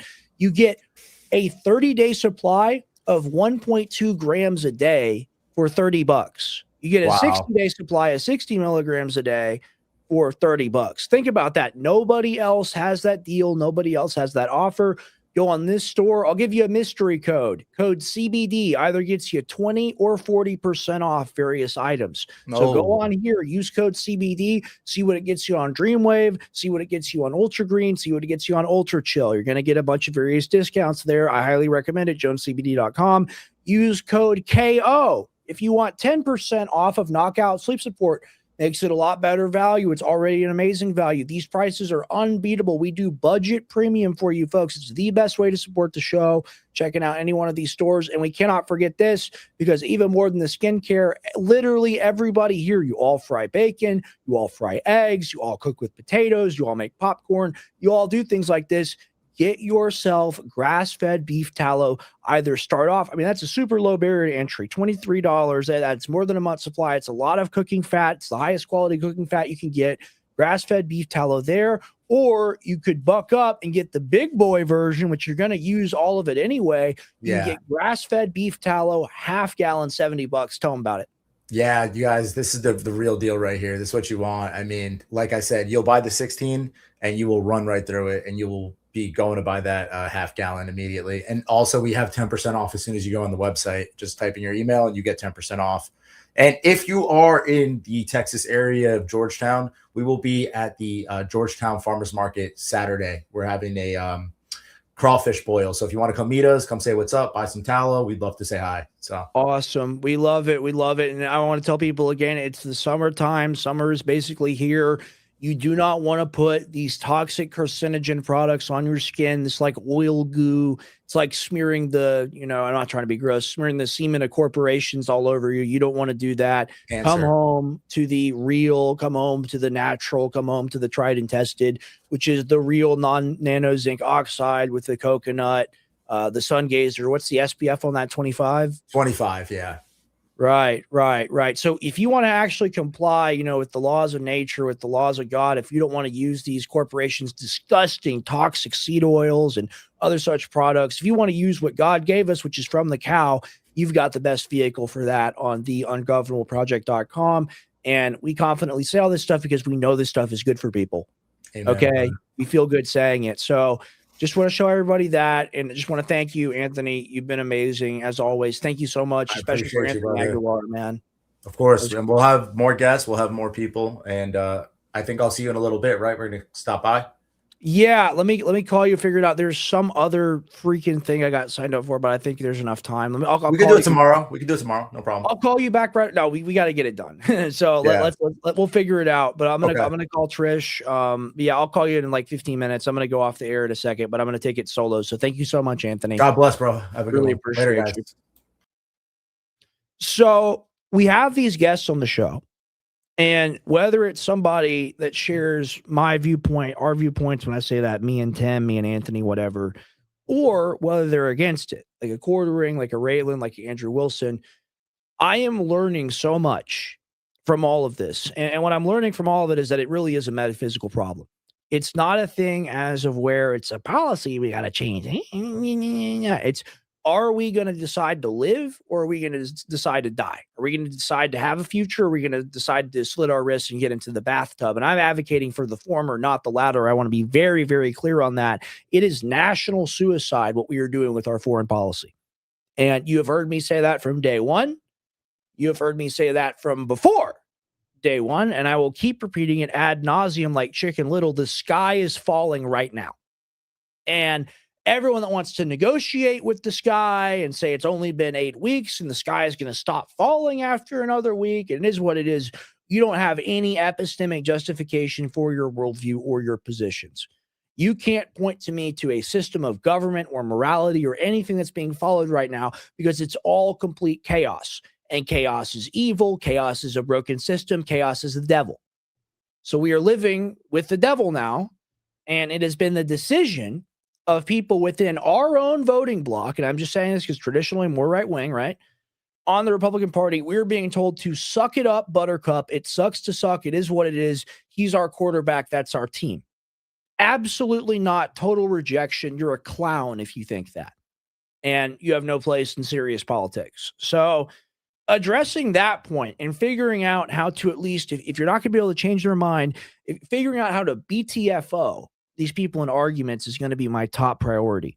And what we've distilled it down to, the first part of beating them the F out, that's what that stands for, is establishing their logic. And what their logic is if you don't support thing A, which is Trump, you support thing B, which is the Democrats. And because thing B is the most evil thing to have ever existed, you must continue to support thing A, because no matter how evil thing A is, it can never be as evil as thing B. That's bullshit. Is that not your position? The quartering, Andrew Wilson, Raylan, is that not your position? That is your position. And I'm going to keep saying it every single show that I have, because that's what we war against. And it's not logical. It's ideological. It's a theocracy. It's a theocracy of thought. And we don't live in that world. You know, we live in a republic of thoughts and ideas, not this top-down control that doesn't even exist. There is no top-down control. There is no rhyme or reason. We're the ones trying to put brakes on this train. We're the ones trying to stop things, screech them to a halt so they can't continue. Every single minute, hour, day, week, month, year that this conflict goes on, you didn't control it. You didn't make it stop whenever it decides to stop itself. So, I hope to God that all of you are right out there that are uniparty chuds, and that it does come to an end, that we don't have, global Great Depression and, the new COVID 2.0 at times 1,000 times worse. But we know, that you're lying because you're wrong. And that Trump isn't going to stop this. This is going to continue. And you're still in full-throated support, because whether it's your audience that supports him, whether it's your own delusional insanity mindset that supports him, or whether it's just, kind of like a fish in water, that's the world you swim around in, it's a curse. It's a curse on this country. And when he's not president anymore, and when all this is over, and when this is washed out in 2028, 2030, 2032 and beyond, they're going to be in accounting for this. And people like us, that love us, hate us, wicked, sinners, whatever, people like us that have been anti-war, that have been trying to avoid a conflict, we're the ones that are going to advocate for our country going forward. We're the ones that are going to advocate for the naive majority of Americans that didn't have any idea how they were sleepwalked into World War III. And then you, the great voice lords, the great pontificators, the great debaters of the internet, you will sit there with the dunce cap on and suck your thumb, because you better keep your mouth shut when that happens. I don't want it to happen. Like I said, I want your future to be correct. But I live in reality. We all live in reality. We all got bills to pay, and we're not able to pay them anymore. So, TikTok time. And I don't mean the app. I don't mean Larry Ellison. I mean the actual clock, because the clock's ticking for you and everyone out there that supported this conflict. How many dead, burned bodies is enough before you say no, before you reject our current president? How many broken promises, how many lies, how many murders before you even reconsider, before you say we might have a problem? It's so crazy, because there's the pivot right there of saying, oh, if old JD was just in charge, we'd fix this thing in 1 second. And they don't even say that. They say JD's a moron, Tulsi's a moron, RFK's a moron, Marco Rubio's a moron. It's only Trump that knows the future. And then Trump is like asleep at the wheel and is being pegged by Bibi Netanyahu as we speak. So, please, MAGA.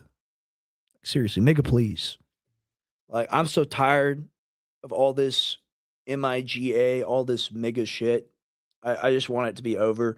I just want to go to the gas pump and have it be 2.1 again instead of 4.9.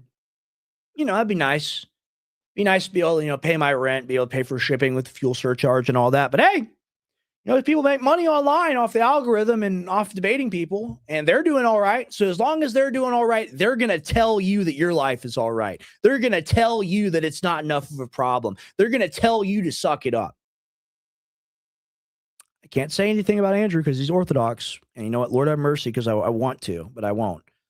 And that really does show I am a wicked sinner. I am scum. We are all scum. But at the same time, when you disgustingly ask me for an apology for my passionate and realistic and logical political position, and for thinking that you lie about yours, which you 100% do, when you come in and you do that in that slimy way, and you go, "Oh, you're a big jerk," you get all angry like that in that split second.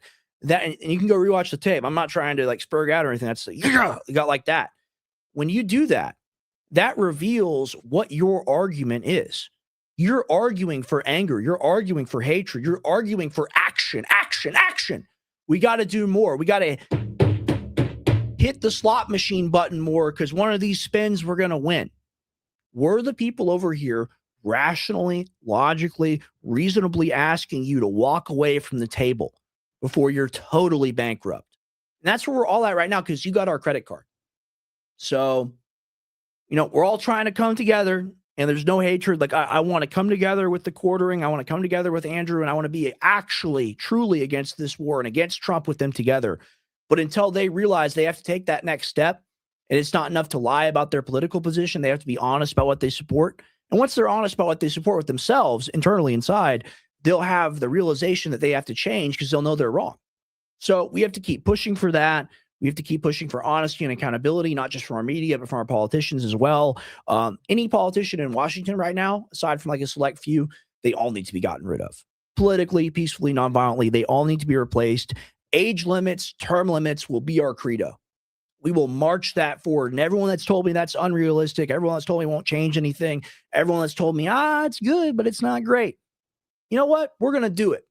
And then we're going to see how you feel about it. We're going to see all these people wash out. And then you can tell me I'm wrong.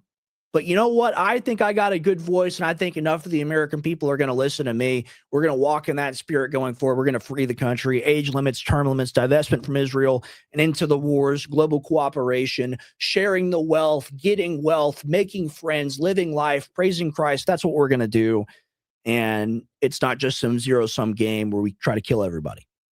So thank you all for being here today. Really appreciate that. Really appreciate it. And I got to it. All right, I got to 3 hours. Go watch the Alex Jones show on AJN Live, or Real Alex Jones. He's going to be live in about 4 minutes, and I want to throw it up again. Look, here's the thing. If I got any of you guys watching out there, and you want to go to 50percentoff.com, and you want to buy toothpaste, and you want to buy supplement products, if you want to buy Brain Force, if you want to buy Knockout, if you want to buy any one of these amazing items here on this store, it would mean a lot to me if you went out and did that, because that allows me to fight. And if I can't pay my rent, if I can't turn on the studio lights, then I can't do the show. And I think my voice is very important, because it's your voice. It's the same voice. We share it together. So thank you so much. I am honored to be your chronicler today, May 6th, 2028, or good grief, 2026. Rex Jones signing off. Free this country. Free us all.